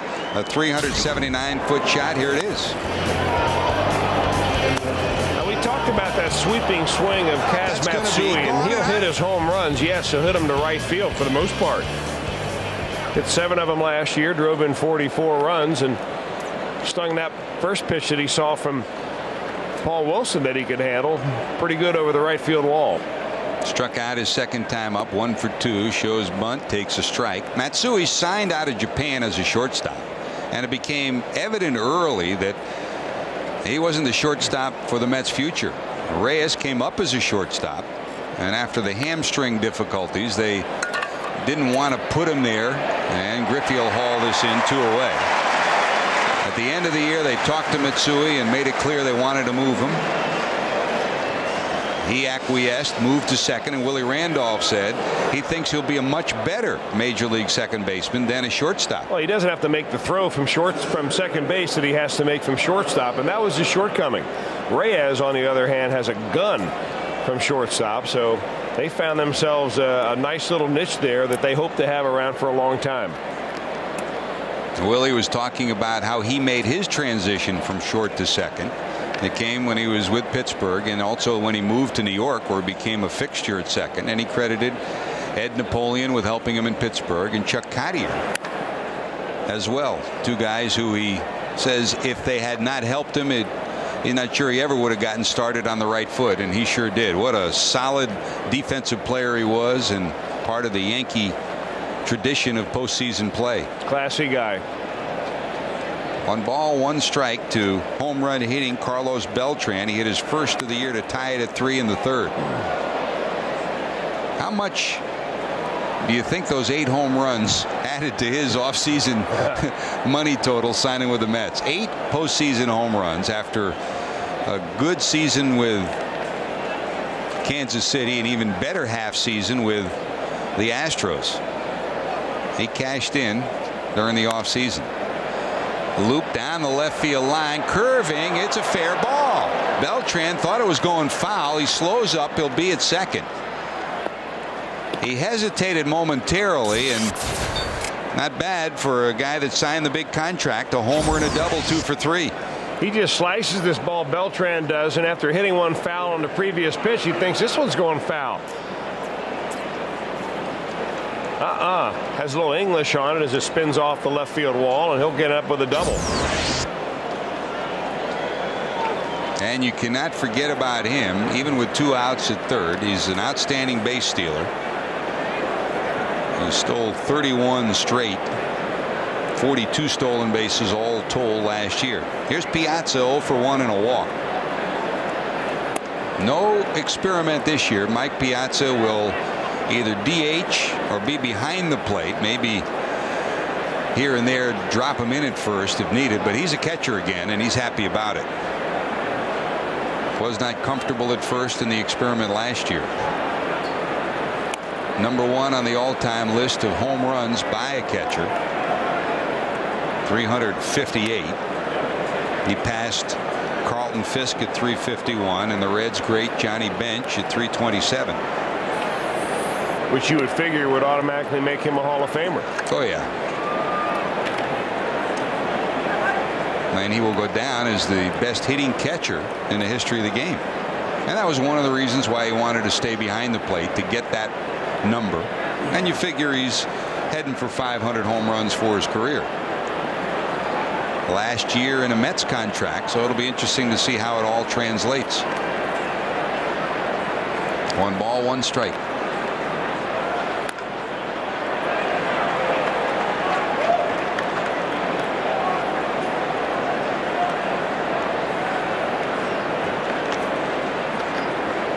Beltran grew up in Kansas City, where the media spotlight is not as bright as it is in New York. Mike Piazza's had to deal with it and handled it well. Carlos Beltran will feel that heat this year.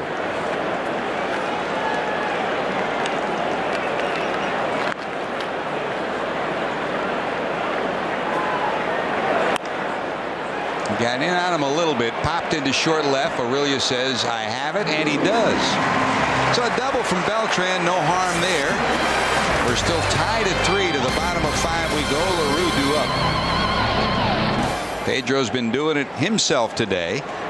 9 punch outs through 4 innings. Here we go to the 5th. Jason LaRue will lead it off. He struck out looking first time up. LaRue and then Wilson due to follow in the 9th spot in the order.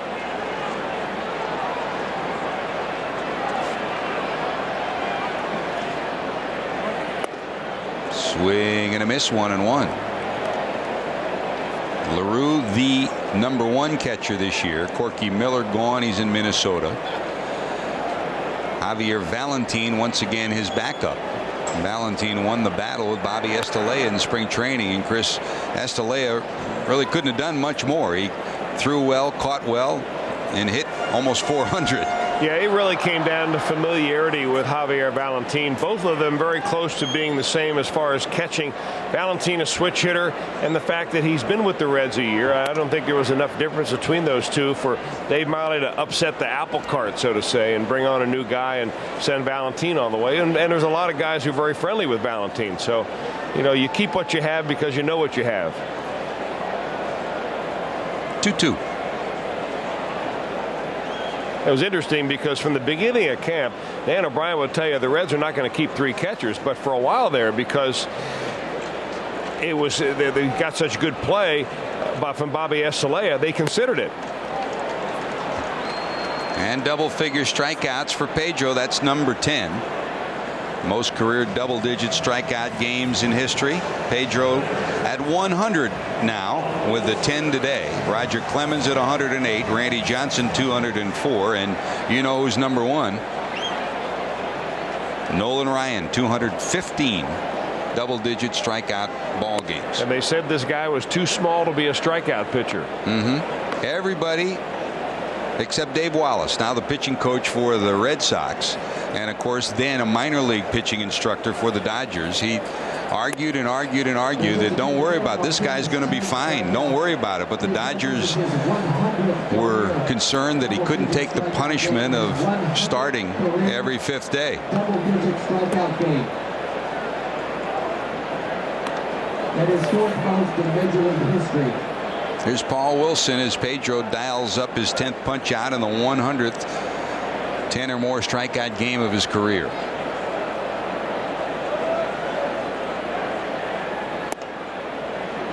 And make that 11. And Chris, it's been a strikeout kind of day for Pedro.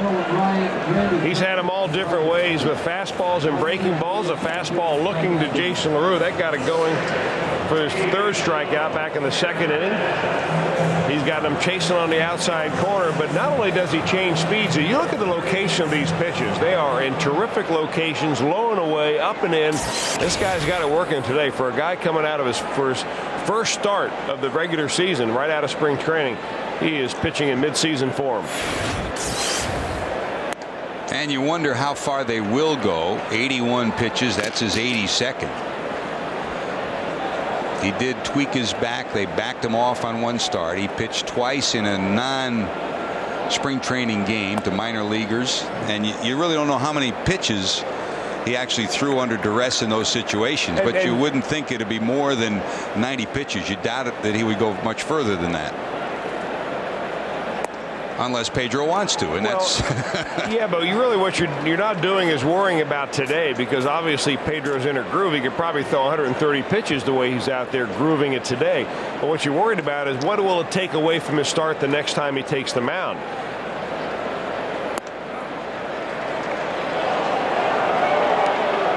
He has always been better, Pedro Martinez, throughout his career when he's had an extra day of wet rest. He's not the kind of pitcher you'd ever want to pitch on a 3-day rest. And usually if you can give him an extra day, he's been a much better pitcher. And of course, coming out of spring training, he's been able to really take as much rest as he's wanted to gear himself up all for this start, and it is paying off. 3 balls, 2 strikes, 2 outs. About to deliver his 87th pitch of the afternoon.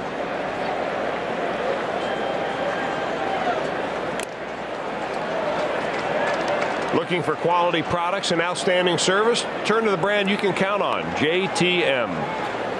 Rookie manager Willie Randolph in New York, not an easy job, and handling a personality like Pedro will be one of his tests this year. And it's been clear in recent years that Pedro at times has done what he wanted to do in the clubhouse, around the ball club, and in his rotation. Willie Randolph has been much more stringent in the way he's set guidelines so far. That's a call, strike 3. 12 punch outs for Pedro. He's been dialing it up. We are tied at 3.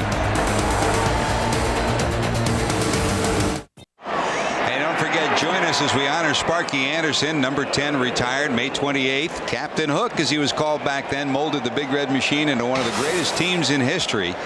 Get this special event early for a one-of-a-kind pregame ceremony. Receive a commemorative art card from Great American Insurance Group and honor a special man and a special manager. Sparky, number 10, May 28th. The Great American Insurance Group card is free to the first 40,000 fans in attendance. Here's Clifford Floyd swinging at the first pitch he sees, drilling one back through the middle for a base hit. Floyd's 2 for 3, single to center. And that'll bring up Doug Minkiewicz in this tie ball game in the 6th inning. Boy, Cliff comes out of the on-deck circle ready to swing the bat. He's seen 2 pitches and lined them both for base hits, and his 2 knocks on the day. He's a first pitch fastball hitter all the way. 2 for 3 today. Floyd on first. Here's Minkiewicz hit by a pitch and struck out. That's going to find its way through into right. Back-to-back base hits off Paul Wilson.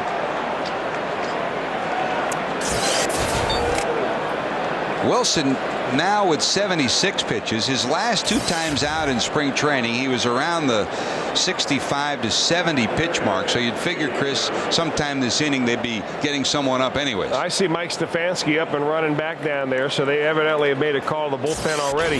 This inning very similar to that of the 2nd inning when Cliff Floyd lined a base hit on the first pitch, and then Minkiewicz got hit with the 2nd pitch. So 1st and 2nd, nobody out. Wilson helped himself by getting a ground ball double play out of the next batter. But a little different story here is he's really battled today. Paul Wilson has. He's not had his best stuff, not had his best command, but he has battled very tough and hanging right in there. Let's see what Willie Randolph does. You've got right up. Do you sacrifice him here with 1st and 2nd, nobody out in the 6th inning? Showing no signs of it there. Deep in the lineup with Valent behind him, and then the pitcher spot after that. Now that's a problem. If you're at the number 1 spot, you may be dropping a bunt down, but when you're down the number 7 spot, you're talking about possible pinch hitter in the next guy if you do have a bunt here. David Weathers up and throwing in the Reds bullpen. There's some stretching but no throwing in the Mets bullpen right now, which is another reason why you won't see a bunt. Mm-hmm.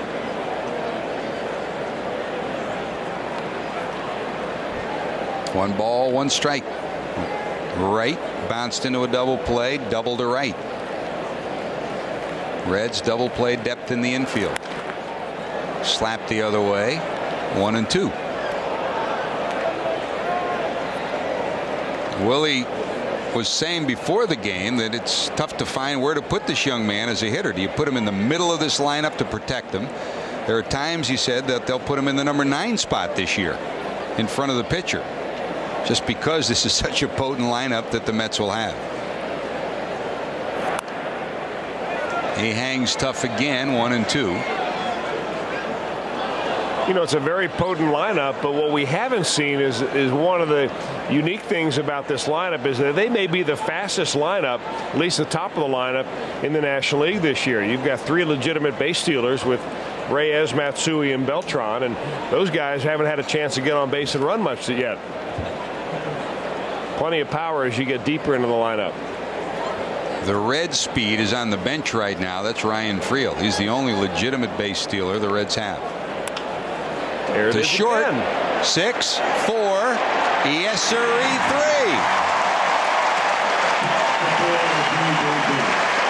3. Second double play that Wright is bounced into. Second one, just like this. Well, Paul Wilson saved his best sinking fastball for the most precious time. He got in on David Wright, and he rolled over on it, went into that 6-4-3 DP lane.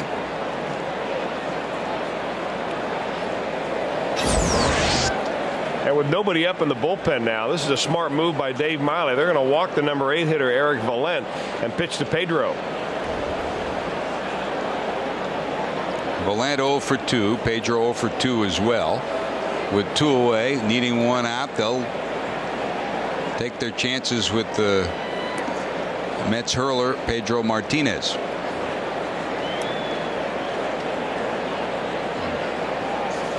No reason to take a chance. I mean, Valent last year, finally getting a chance to play, had 13 homers, so why even take a chance? So Valent takes the free pass, and here comes Pedro. Soft liner to second and a bouncer back to the pitcher.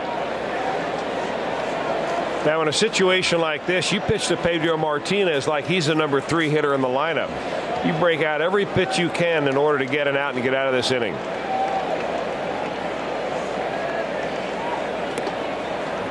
That's a ball. Pedro, 12 punch-outs on the day so far. Paul Wilson struck out Matsui in the 3rd, and Minkiewicz in the 4th. 2 for the afternoon.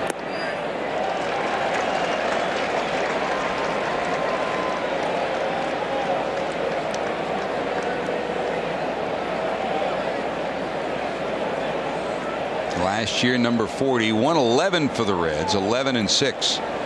6 times he left games with leads, though, and didn't get a victory. Popped up right side. Here comes Casey over, and he can't get it. Is he all right? He slams into the screen in front of the Reds dugout and gets a nice hand for the effort.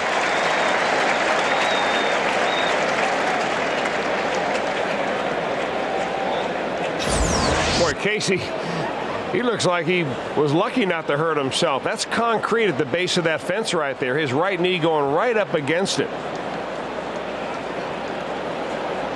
There's a netting above that. The netting is what bounced him back onto the field, fortunately.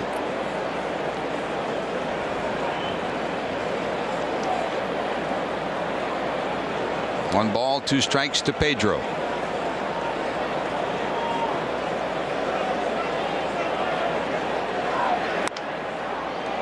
Nub down to short. Aurelio will take it over to first, and that'll do it. So 2 leadoff hits, but Paul Wilson buckles down, gets a ground ball double play, gets out of the jam, still tied at 3. Griffey due, and we return. Presenting excuses to watch more Major League Baseball. But they spent all that time carving those little bats out of trees. I would go to the gym, but I think it's closed till October. I could take up extreme taxidermy instead. You'll need all the excuses you can get with MLB Extra Innings on digital cable. Enjoy up to 60 games a week and follow your favorite team no matter where you live. Call 888-SPORTS-IN now to order for just $149. When it comes to sports, we're on your team. Presenting excuses to watch more Major League Baseball. Aren't the kids old enough to change their own diapers? Crush a 90-mile-an-hour fastball, then you can have my attention. I promise I'll stop watching at halftime. You'll need all the excuses you can get with MLB Extra Innings on digital cable. Enjoy up to 60 games a week and follow your favorite team no matter where you live. Call 888-SPORTS-IN now to order for just $149. When it comes to sports, we're on your team. There's the man who said, go ahead, spend $17 million more, Chris, and go out and get a couple of pitchers and a couple of players. Carl Lindner at the ballpark today. He showed up at spring training and told the Reds players, we're looking forward to having fun this year. Instantly improved this ball club with that extra spending, no doubt about it. Brought in a couple of legitimate starters, brought in a third baseman that can play every day, and got this city all excited about their Reds baseball team. Here comes Junior. Single to right, his first hit ever in a regular season game against Pedro, and struck out in the 3rd.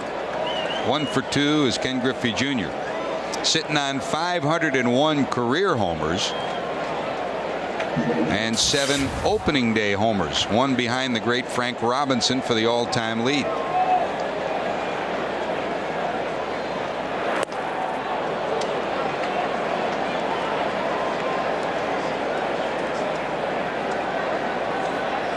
Great to see him running well again. Dr. Timothy Kremchek reattached his hamstring with 3 screws last summer. He and Jason Romano both underwent the same operation, and both of them ran well all spring, Chris. In fact, Romano told me he feels better than ever, which is hard to imagine after you've been through a major leg surgery like they've been through.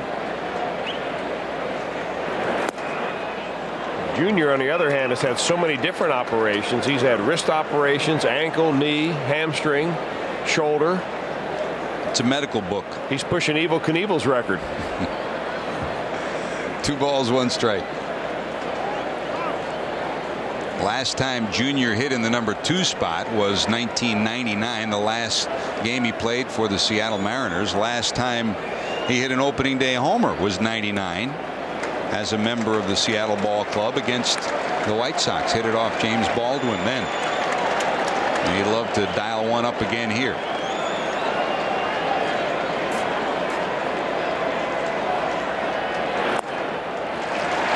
Ball 4, base runner for the Reds. And here comes Casey. FSN Ohio welcomes our viewers watching on Inside Communications in Covington, Kentucky, and Time Warner in Cincinnati. Thanks for watching Reds baseball on FSN Ohio, and welcome aboard. Well, if Pedro Martinez fails to get out of this inning, you can let the second guessing begin with the New York press as to why Willie Randolph didn't have a pitcher up so that he could pinch hit for Pedro Martinez at the top of the 6th inning with 2 out and bases loaded.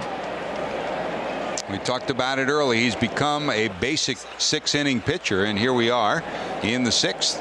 Reds trying to do some business against the brilliant right-hander who's pitched so well so far today. 12 strikeouts already for Pedro.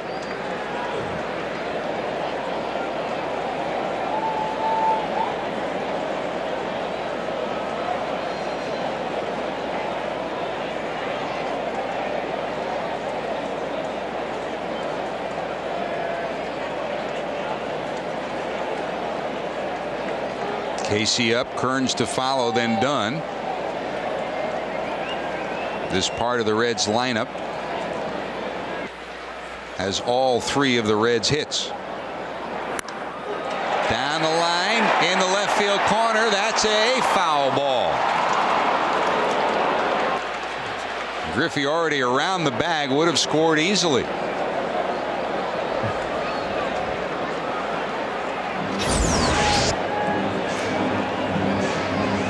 One of the things that makes Sean Casey such a dangerous hitter, left-handed. You know, not a lot of left-handers like to spray the ball like that, especially guys big stature and frame like Casey. 6'3" or 6'4", 230 or 40 pounds.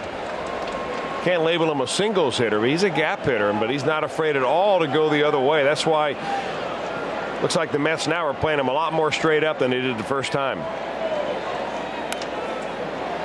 That's nubbed the other way again. It'll be in the seats and out of play.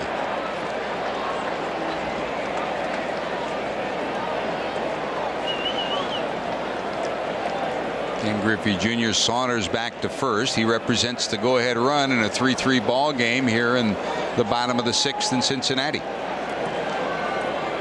Action now in the bullpen for the Mets. Manny Ibar is up and tossing.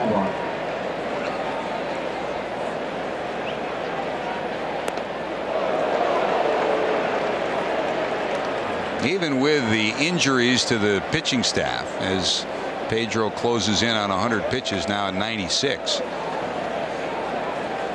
The big question mark for the Mets won't be their starting, it'll be their bullpen. Can the bullpen hold up under the pressures of a full season to keep the Mets in contention?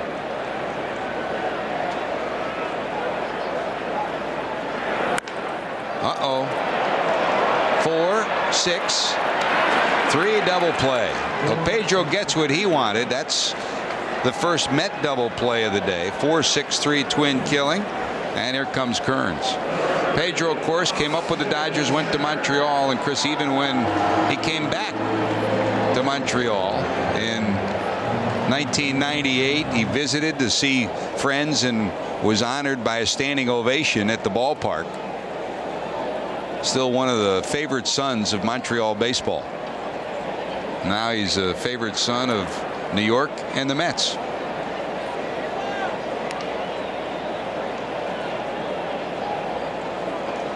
Tom Glavine due to go tomorrow.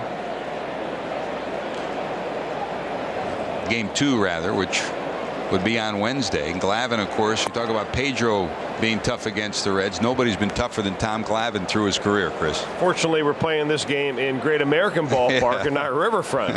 He was unbeatable on Riverfront. This is pitch number 100, 1-0-0. On ball, 1 strike to Kearns. Here's the 100th pitch of the afternoon by Pedro. Well, what great control Pedro is showing today. You know, the way he straightened up Sean Casey on the 0-2 pitch before going down low with a slider to get the double play ball after throwing a changeup to Austin Kearns up under his elbows with that fastball. Every pitch he throws has a purpose and changes the eye level of the hitter on nearly every pitch he throws. And never have I seen today anyway, Pedro throwing back-to-back pitches, same spot, same speed. It's always a change in speed or change in location. Did he go? No.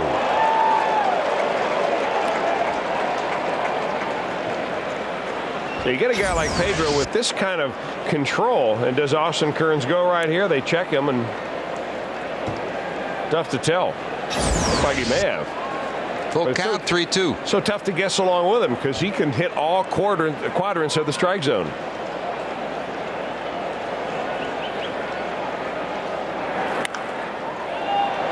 Down to third. Wright has it. And Minkiewicz dances the bag and snares it. So the Reds go 1-2-3 even with the walk. We're tied at 3 going to the 7th.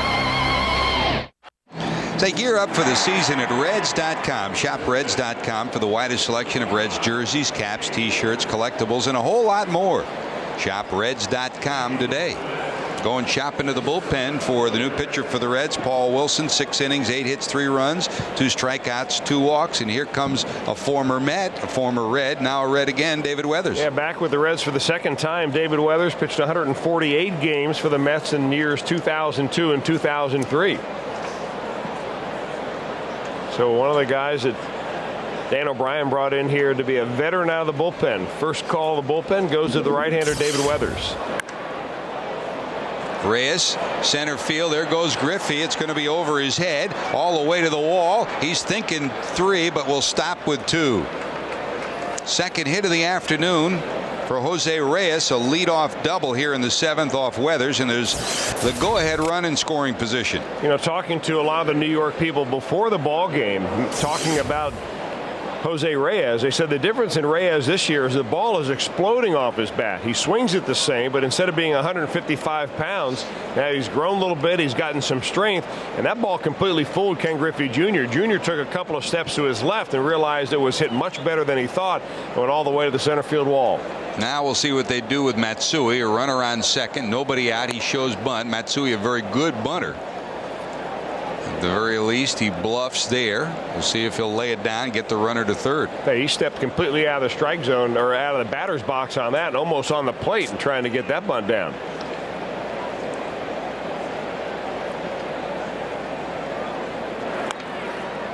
A good one. Weathers gets it there in time, but the runner to third. A successful sacrifice. 1-3. So the go-ahead runs at third. And here come the big guys, Beltran, Piazza, and Floyd. Willie Randolph saying he thinks Matsui, not just as a second baseman, but in the second spot in the lineup, is suited perfectly. He thinks he'll have a much better offensive year. And hitting in front of this guy, that's a good reason, too. Here's Carlos, bounced to first, homered his first of the year to tie the game at 3 and then double.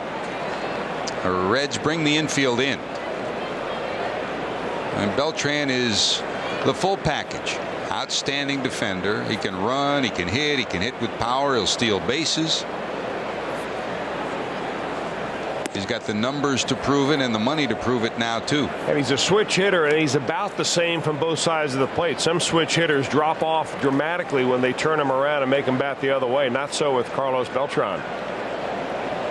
Here are the numbers from Weathers for last year.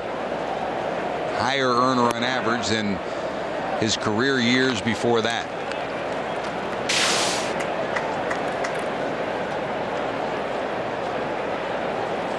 That man right there was the one single reason that the Astros finally did have a push to the postseason last year. That's through into left, and a base hit that'll score a run for Beltran. So Weathers gives up a double and a single, and the Reds trail it 4-3. 3 hits for Beltran today. Now the poison of playing the infield in, you make a 300 hitter a 500 hitter, and Beltran finds a hole right beyond Joe Randa at third base and drives a run in.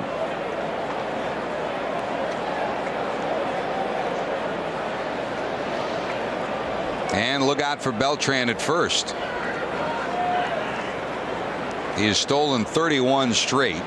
All told, last year he had 42 stolen bases. There he goes, and they got him picked off.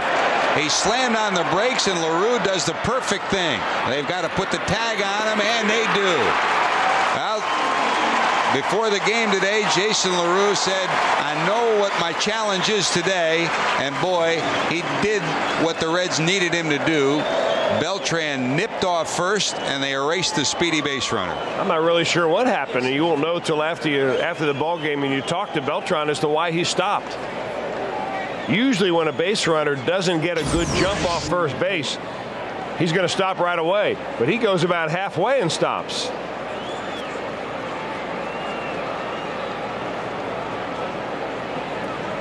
Good job by Jimenez.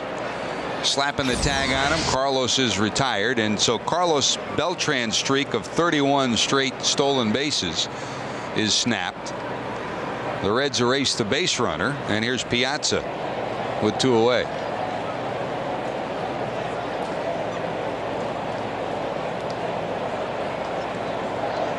Quick reaction by LaRue, Chris. So often you see Beltran run, you're just coming up firing to second. Piazza, right center field, back. There goes Griffey. Warning track. That is off the wall. Griffey's got a shot at second. The throw will be wide, and Piazza will be in there. Mike Piazza doubles his first hit of the year, 1 for 3. Always a dangerous hitter. The Reds have kept him pretty quiet on the day. Piazza is one of those guys that you describe as hitting hitting the ball right out of the catcher's mitt. It seems like he hits it so late, but he provides tremendous power. Very, very strong hands and wrists. Out comes Dave Miley, and that'll be it for David Weathers. And Kent Mercker, the left-hander, will come in to face Clifford Floyd, the left-handed hitter. Time for our Skyline call to the bullpen.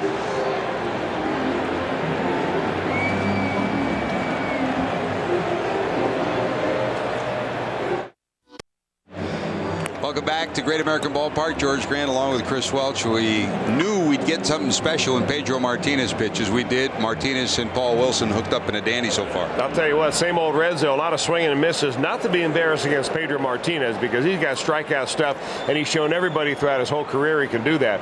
But this is a very close ball game. They're giving the fans a treat here. Sellout crowd at Great American Ballpark. 1-run ball game, and a left-hander, Kent Mercker, on. Third time he's been back with the Reds. 71 games last year for Merck, and good to see him in a Reds uniform. The Reds need some left-handed help in the pen. Native of upstate Ohio, back with the Reds for another tour of duty. He'll face Clifford Floyd, the left-hand swinger. Mitkevich right behind him. Floyd 2 for 3 today. Mets have broken through for a run here in the 7th off David Weathers. Double by Reyes, single by Beltran. They lead it 4-3. Piazza out at second, not great speed. One click, one call, one number can do it all. 761-1111.com. McCluskey Chevrolet, home of the guaranteed credit approval.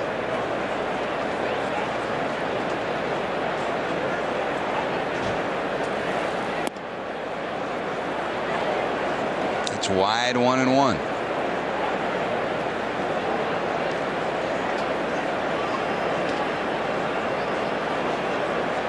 Mercker came up with Atlanta as a starter last year after stints in the American League and the National League with the Angels and the Reds. He was in Chicago, back with the Reds for 2005.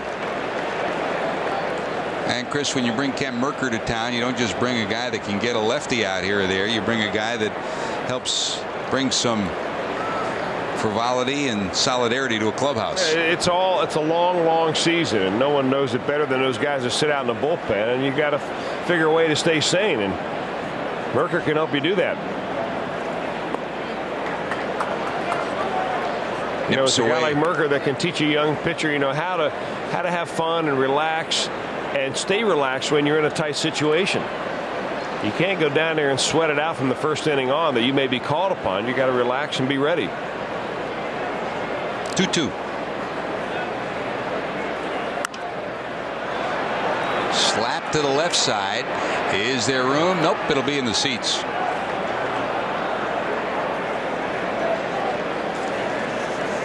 Randa ran out of room in that left field corner. Floyd 0 for 4 in his career against Mercker, facing him here. A healthy Clifford Floyd would go a long way towards making this Mets lineup one of the most formidable in the National League. I mean, he's had a number of ailments the last couple of years. When he's right, he can be a dominant offensive player. The left center field hit pretty good. That's going back towards the wall, and that's out of here. First row of the seats in left, a 2-run homer for Floyd, and the 7th inning is blown up for the Reds bullpen. A 2-run shot, and the Mets take a 6-3 lead.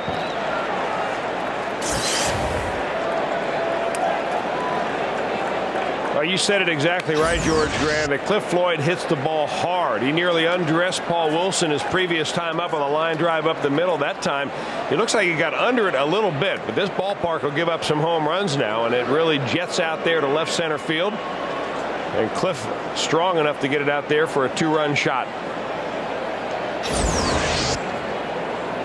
So this 3-3 ball game is turned around quickly here in the 7th. 6-3 Mets, and here's Minkevich. Estimated distance on that home run was 383 feet, 383. That's a bullet through the middle, another base hit. 5 hits in the inning off the Reds bullpen here in the 7th. And with 2 away, there's a runner at first, and here comes David Wright.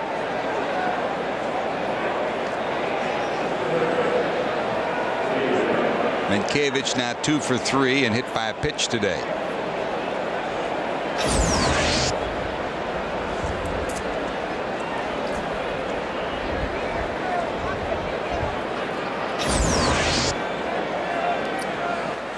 Well, when the year ended last year, Don Gullett, Dave Miley, Dan O'Brien went to the offseason thinking the first thing we have to do is reconstruct the bullpen. And on this day at least, the bullpen has not answered the call in the 7th.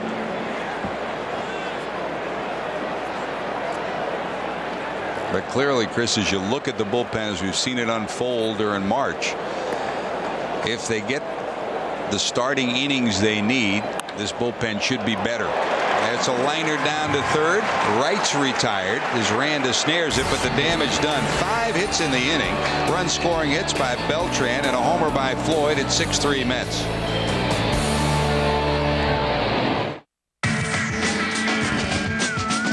This is the Sports List with Summer Sanders. The show that counts down anything in the world of sports. The most shocking upsets, the best sports heroes, the sexiest athletes, the biggest sports scandals, and much more. Hosted by Summer Sanders. Every night, a new list. Every night, a new argument. The Sports List, weeknights on FSN. The new local home of the Arena Football League is FSN. All the speed, all the power, all the action. Experience football closer than ever before. The Arena Football League, all season long on FSN. America, my home, sweet home.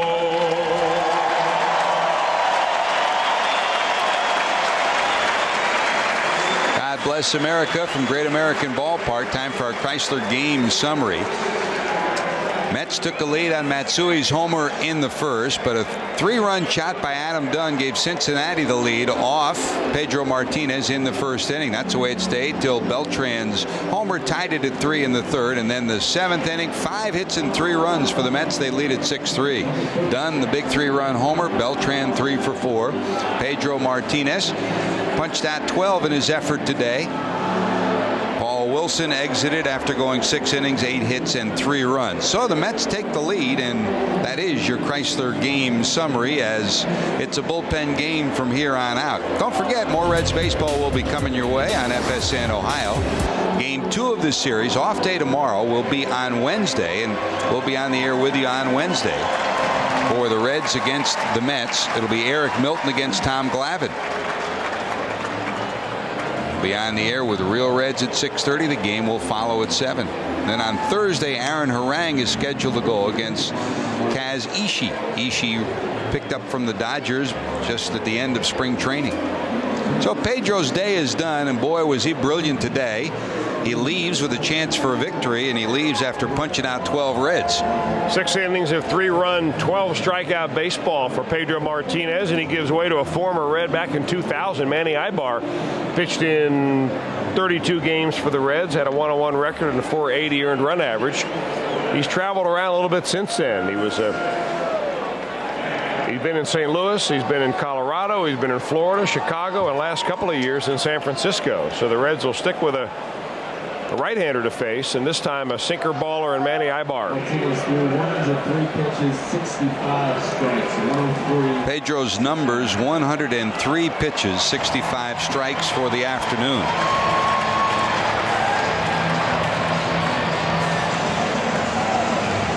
So the Reds go with Dunn, Randa, Aurelia as we go to the 7th inning. 9 outs to work with for Cincinnati, trailing by 3, 6-3. 6 runs, 13 hits for the Mets. 3 runs, only 3 hits for the Reds. Griffey a single in the first, Casey a single, and then Dunn the homer. That was all in the first inning. Since then, the Reds did not have a hit off Pedro in 2 through 6. Dunn homered and struck out 1 for 2.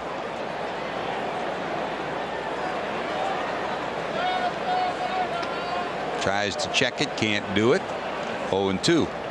Want to get more out of every day? Drink new Pepsi Edge, full flavor, 50% less sugar and carbs. Reward yourself. Drink Pepsi Edge.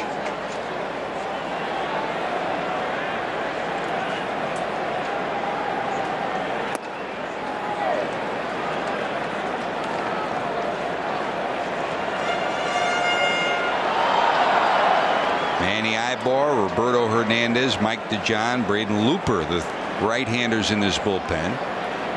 Mike Matthews, former Red, Scott Stewart, Felix Heredia from the left side of this bullpen. Swing and a miss. Dunn's retired. First out of the 7th and the 13th strikeout of a Reds batter today. Now this is the pitch that he was able to stay away from swinging at with Pedro Martinez on the mound. But we've noticed here before at Great American Ballpark, on a clear day late in the afternoon, it becomes very, very difficult to see the ball come in there. The glare comes off the batter's eye in center field. Very tough to pick up the spin, and Adam Dunn went chasing.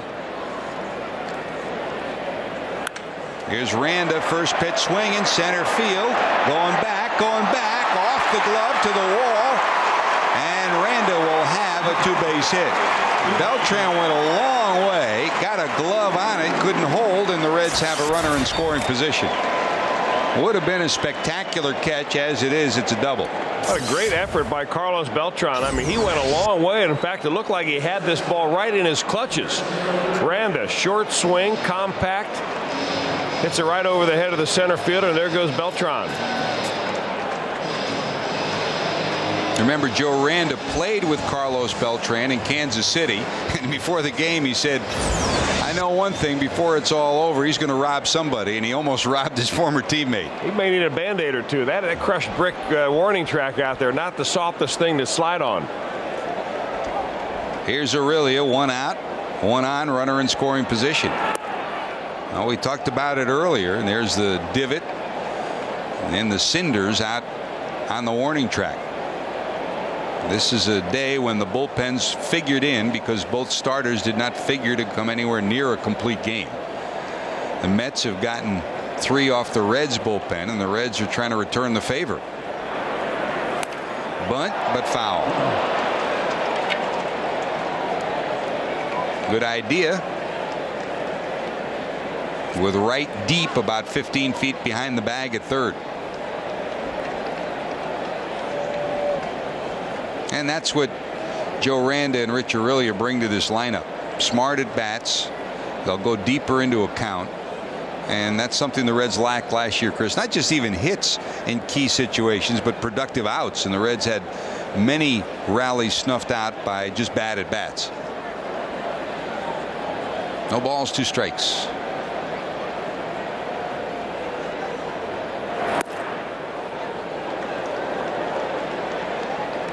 LaRue on deck for Cincinnati.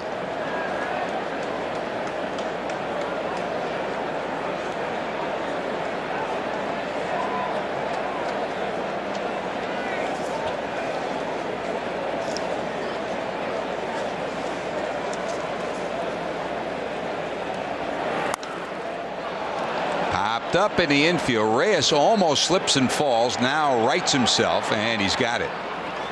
2 away. Reyes seemed to trip on the edge of that outfield grass and able to right himself. Tracks it down, and there's 2 away for Jason LaRue. Spectacular athlete is Jose Reyes, and much more comfortable being in his familiar shortstop role this year. LaRue 0 for 2, 2 punch-outs. D'Angelo Jimenez struck out once. Cruz on deck for the Reds. Griffey struck out once. Casey once. Kearns once. That's a shot into the alley. That'll get a run in. LaRue will go to second. Here comes Randa to the plate, and the Reds have cut the deficit to 2 at 6-4. Nobody happier than Jason LaRue to see Pedro Martinez out of the game. He was overmatched with Pedro on the mound, but he got a first pitch hanging slider from Manny Ibar and promptly lines it into the gap for an RBI.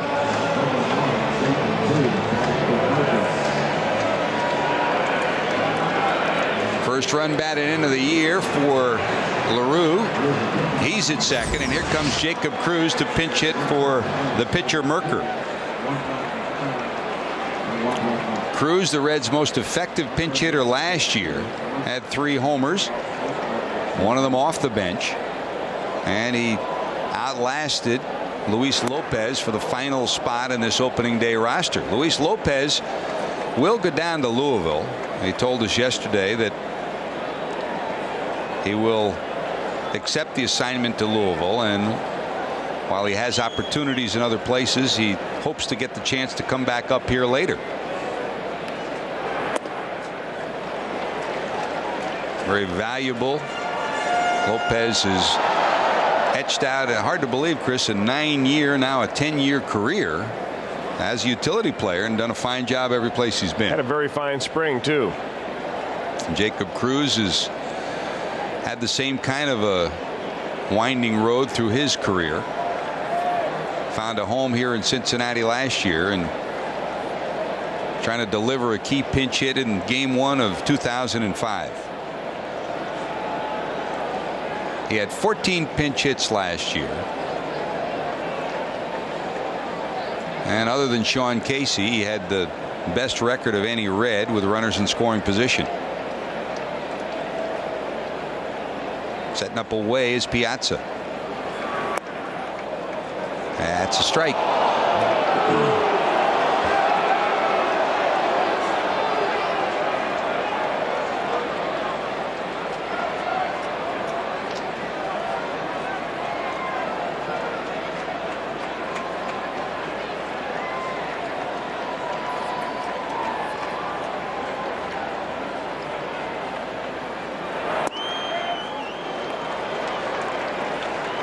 Misses inside, 2-2. LaRue stretching his lead off second. Outfield fairly deep with 2 away, so a single should score him easily. Beltran, good arm in center. That got him. He locked him up with a breaking ball. Cruz punched out. 2 strikeouts in the inning. Reds have been punched out 14 times. They get a run. It's a 6-4 game. Mark the date down May the 20th. Combined music and fireworks here at Great American Ballpark on Pyro Musical presented by National City. This Pyro Musical is produced by Rozzi's Famous Fireworks, who are world-renowned for their captivating fireworks shows that combine power, grace, and style. National City Pyro Musical will begin about 20 minutes after the end of the Reds-Indians game. For more info on this and other Pyro Musicals, log on to Reds.com. Here's the new pitcher, Ryan Wagner. He comes in after having an excellent spring. Ryan Wagner throwing the ball for strikes, excellent movement. That same old Ryan Wagner slider. Poised to have a pretty good year.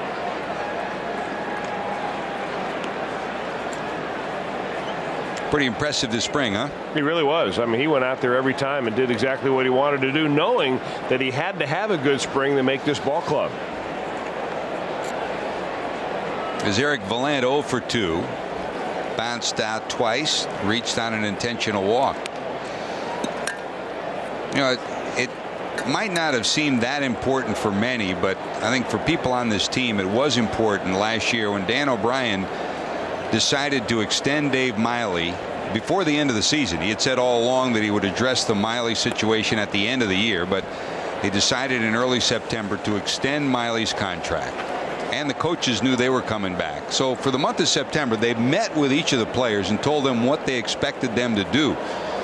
So they had a head start on 2005, and Don Gullett, Tom Hume met with Ryan Wagner and told them what they expected him to do this offseason. Boy, when he showed up for spring training, he was ready to go. Yeah, you know what? And it wasn't like when he was able to show up for spring training and just show up and make the ball club. There was a dogfight for a couple of spots on this roster, especially after Dan O'Brien brought in veterans like David Weathers and Ben Weber and Kent Mercker, essentially guaranteeing those guys jobs. So you add that to Danny Graves, and there weren't many spaces to go around in the bullpen.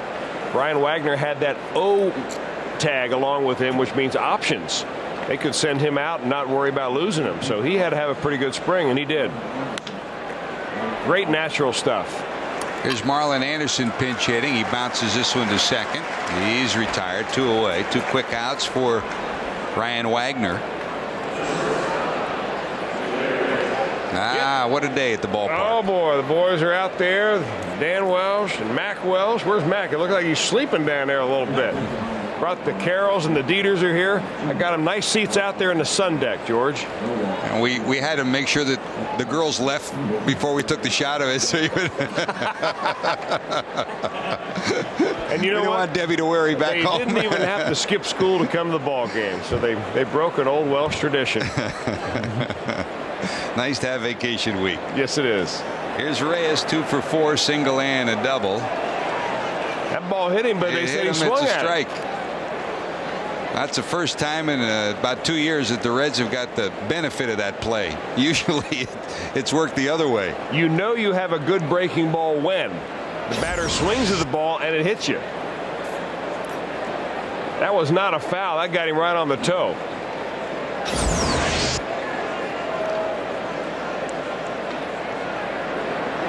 Here's the 0-2. That's outside. When I say natural stuff by Ryan Wagner, he's not overpowering. His fastball is 89 and 91 miles an hour, but it's got excellent movement. I mean, it just darts all over the place, mainly low and away from lefties. And he's got that nasty slider to go along with it, so he can control both sides of the plate because he's got 2 hard pitches that go in different directions.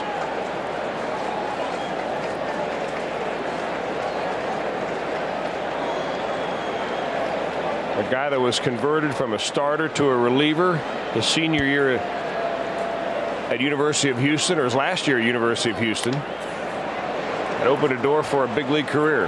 Blooped into right center. That's a hit. He's going to try for 2. Here comes the throw, and that's what electrifies the Mets hierarchy about Jose Reyes. The speed, and we talked about Griffey and his hamstring injuries and surgery.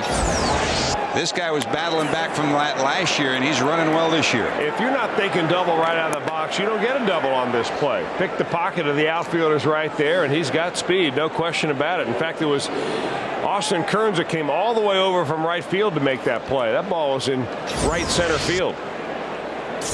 2 doubles and a single for Reyes today. He's 3 for 5.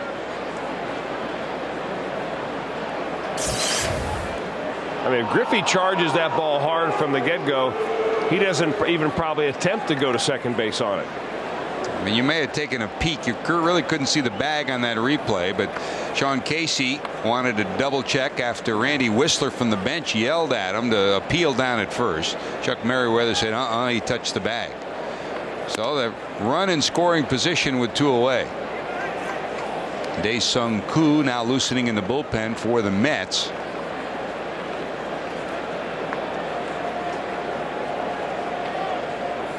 Here's Matsui, who homered, struck out, flied out, and sacrificed with Reyes out at second.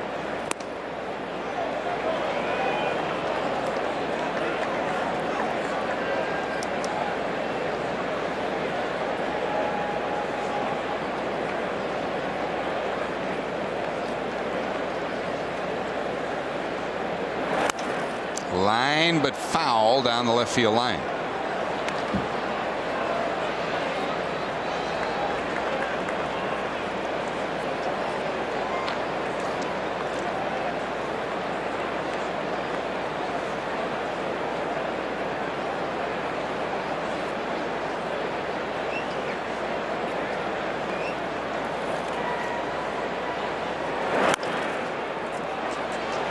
Wagner will take it over to Casey. That'll do it.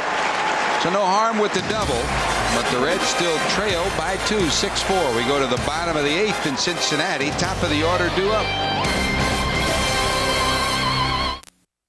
Hey, Sunday, get caught in the action as the world's greatest bass fishermen compete with the top amateurs in a weekly tour with over $7 million in prizes on the line. See who's the nation's top angler on FLW Outdoors Sunday, 11 a.m. Eastern, 8 a.m. Pacific on FSN. Here's the new pitcher for the Mets, left-hander out of the bullpen, Dae-Sung Koo. They call him Mr. Koo. The media in New York does. The sidewinding left-hander comes in after spending 8 years in pitching in the Korean League.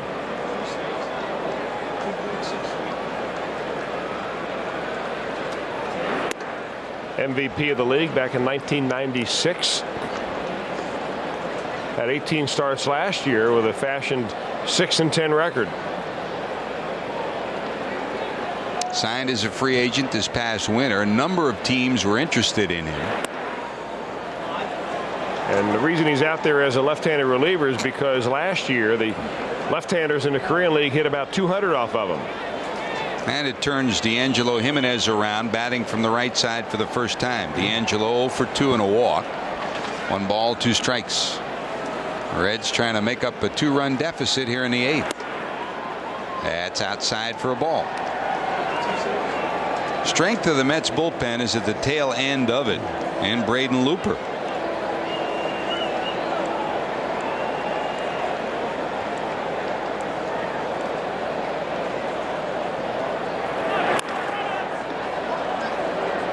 Mike DeJean up and loosening in the bullpen for New York now.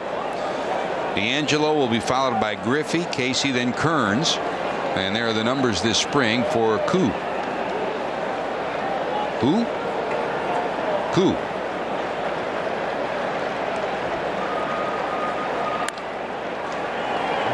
And this becomes, Chris, a tough time for hitters. 2 o'clock start early in the year. Those shadows start to creep in front of home plate, between home plate and the mound. Well, the shadows are one thing, but the reflection off the batter's eye is even tougher.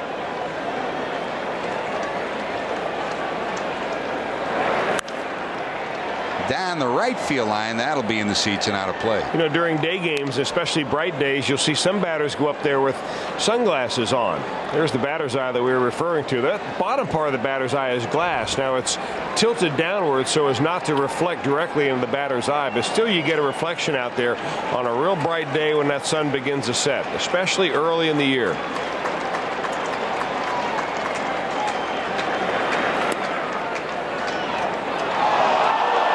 Strike 3, second time today that D'Angelo has disagreed with a call by the home plate umpire Tim McClellan. It's Tim's call that counts, though. Well, D'Angelo thinks this curveball went around the plate. I think what made it look worse was that Mike Piazza had a hard time holding on to it. So when it squirts out of the catcher's glove, it's tougher for an umpire to ring him up. But McClellan has had a lot of practice ringing up Reds today. D'Angelo had a pretty good case. 15 of them on the day for the Reds. Here's Griffey, singled, struck out, walked. Breaking ball in there.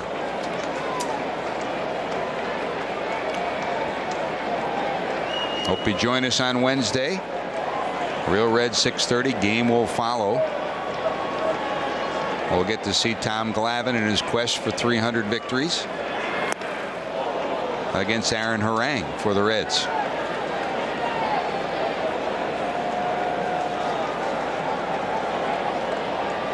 Oh, and 2 to Junior. Brandon Clausen, the left-hander. Danny Graves, the right-hander, up in the bullpen for Cincinnati.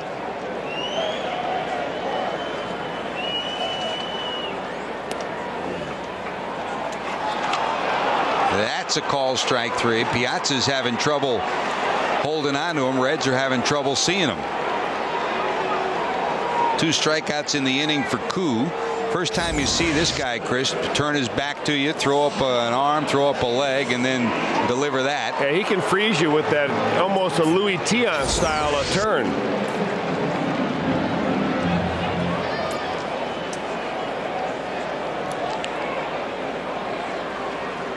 And here's Casey. Sean singled, struck out, bounced into a double play.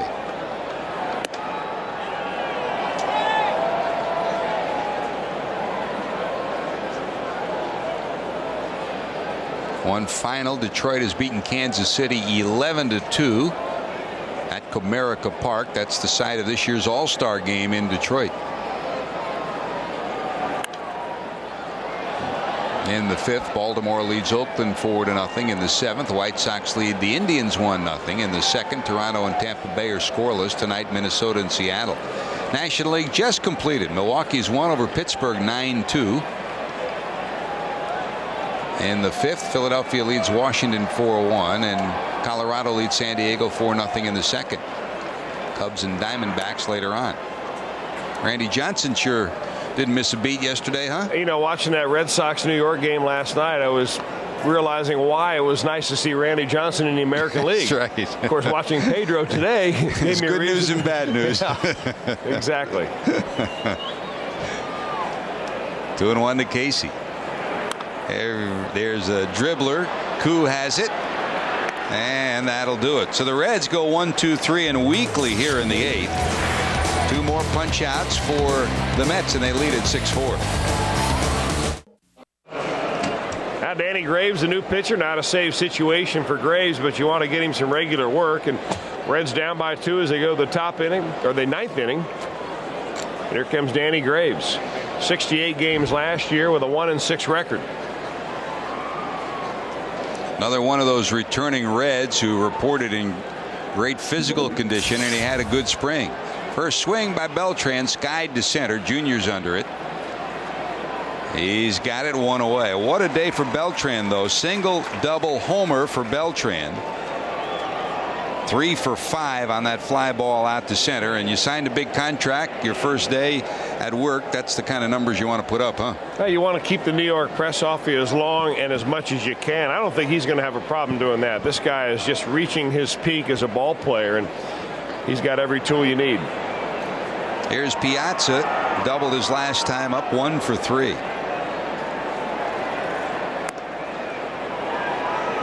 How do you deal with New York?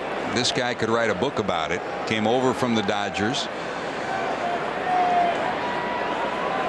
after a great Rookie of the Year and then extended career in LA.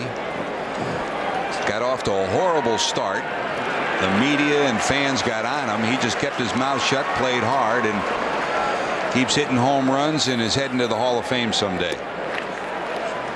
Aurelia takes care of that 2 away, and here comes Clifford Floyd. Most of the winter, the Mets had Clifford Floyd's name on a list of possible trades. Now, when they got Beltran, the question was, would they trade Mike Cameron? Would they trade Clifford Floyd? Cameron had wrist surgery in the offseason, and Mike was rounding into pretty good shape till he aggravated a strain to his wrist this past week. Not described as related to the surgery, but don't you love that? Yeah. You have wrist surgery and then your wrist starts to hurt. They say, well, it's not related to the surgery. I can see the surgeon backing up right now. Not me. Not my fault. Mike wanted to be in the lineup today, couldn't be. They hope that he'll be in the lineup before the series is over. Foul to the left side. Randa under it. He's got it. 1, 2, 3 for Danny Graves. That's the good news. The bad news is Reds down to their final 3 outs. We're going to the 9th.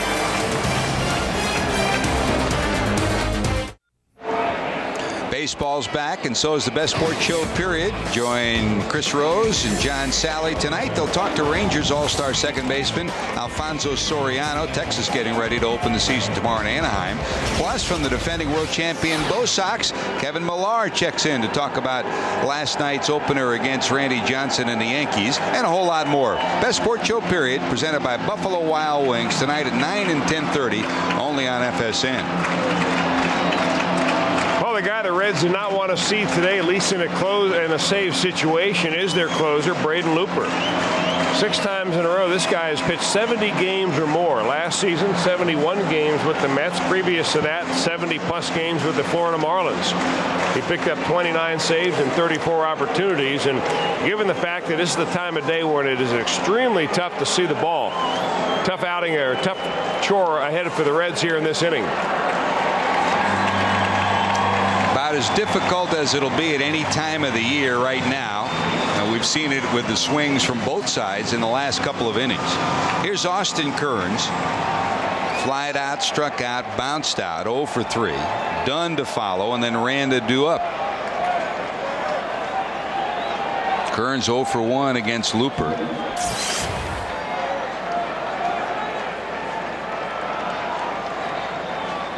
Base runners, that's what the Reds are looking for right now. In a very difficult time of day with shadows not just at home plate, but the light stanchion shadows cross home plate and cross the mound, and the glaring sun in center field. That's through, base hit, tying run comes to the plate. Here comes Dunn, who's already homered today. And he has a homer against Looper in his career, 1 for 5 around tripper. And they're starting to come alive. A crowd of 42,794. The 23rd sellout in Great American Ballpark history, and the largest crowd ever at the ballpark here today. They're up on their feet on the rounds area behind home plate, around the right field, as they'd love to see Dunn do what he did earlier. He homered a 3-run shot in the first, then struck out in the 4th and struck out in the 7th.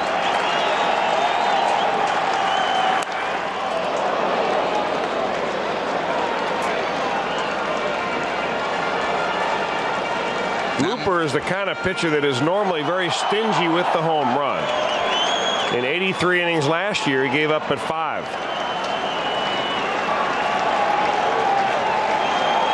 Griffey and Dunn, the only Reds with homers against Looper on this Reds team.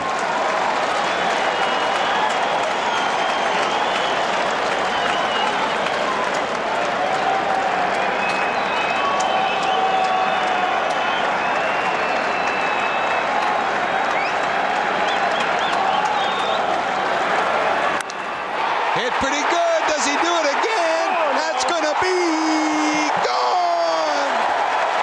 What a start for big number 44.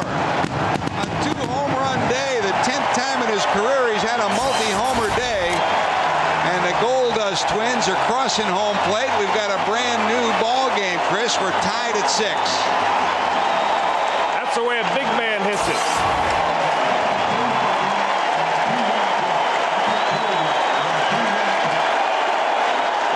Jubilant in the Reds dugout. Second home run of the day for Adam Dunn, and they are in shock in the Mets dugout.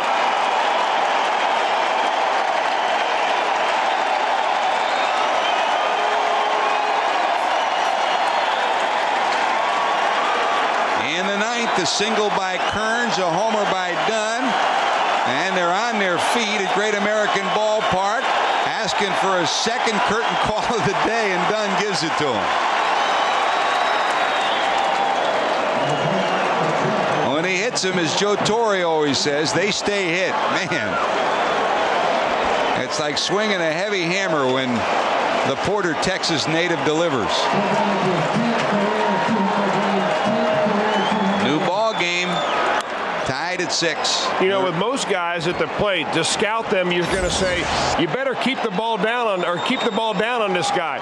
But with Dunn, you don't want to keep the ball down. That ball just above the knees, he goes down and drops the head. Doesn't show emotion very often, but that game-tying homer deserved a clap. Well, you've never seen him catch an 8-pound bass. Not on the field. He doesn't show emotion. Behind him, you see Willie Mo Pena with a bat in hand as we hit the 6th spot in the lineup. If they get around to the pitcher spot, you may see Willie Mo. Dunn delivers not once but twice today. He started the Reds scoring a 3-run homer in the 1st, and he caps it with a 2-run shot here in the 9th.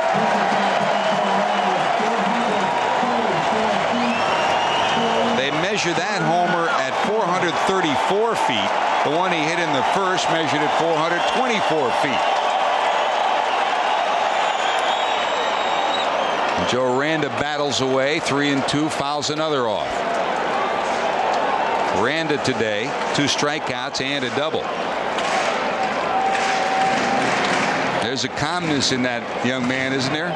Especially when he steps to the plate. And confidence. Yep.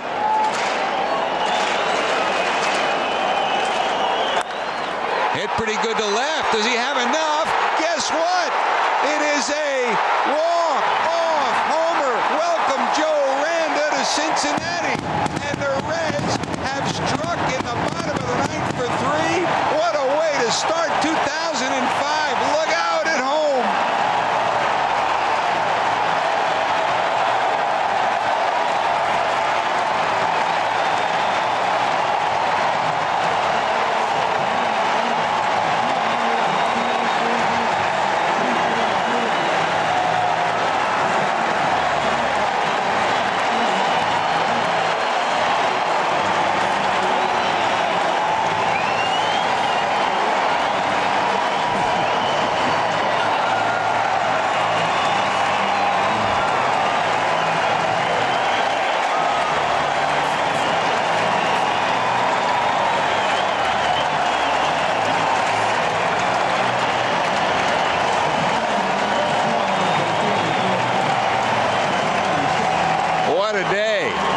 Braden Looper to Adam Dunn.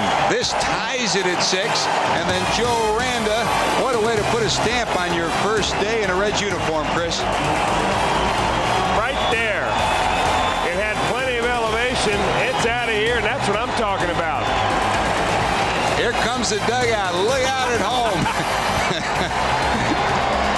They're all out. Casey going crazy. The Reds greeting Randa at home plate. Well, the Reds have done it before. Never more glamorously than here. They win it 7-6 over the Mets. Back with more after this. Had to like this in the bottom of the 1st inning. Carlos Beltran absolutely crushes an Edwin Jackson offering, a bomb over the right field fence. Beltran's first home run of the spring, and Willie Randolph even cracked a smile. The Mets are 2-1 this spring, 6-4 Mets, the final. Meanwhile, the Yankees Lakeland to take on the Tigers, and the captain had a huge game. Derek Jeter delivering a 2-run bloop single to right off Wilfredo Ledesma in the 3rd inning.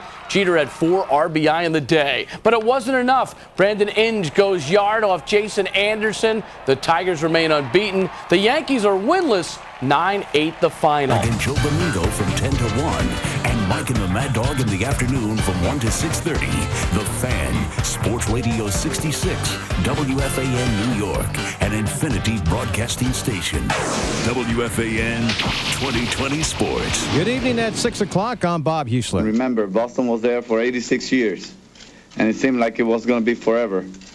And I can say proudly that I was part of that team that won it for Boston.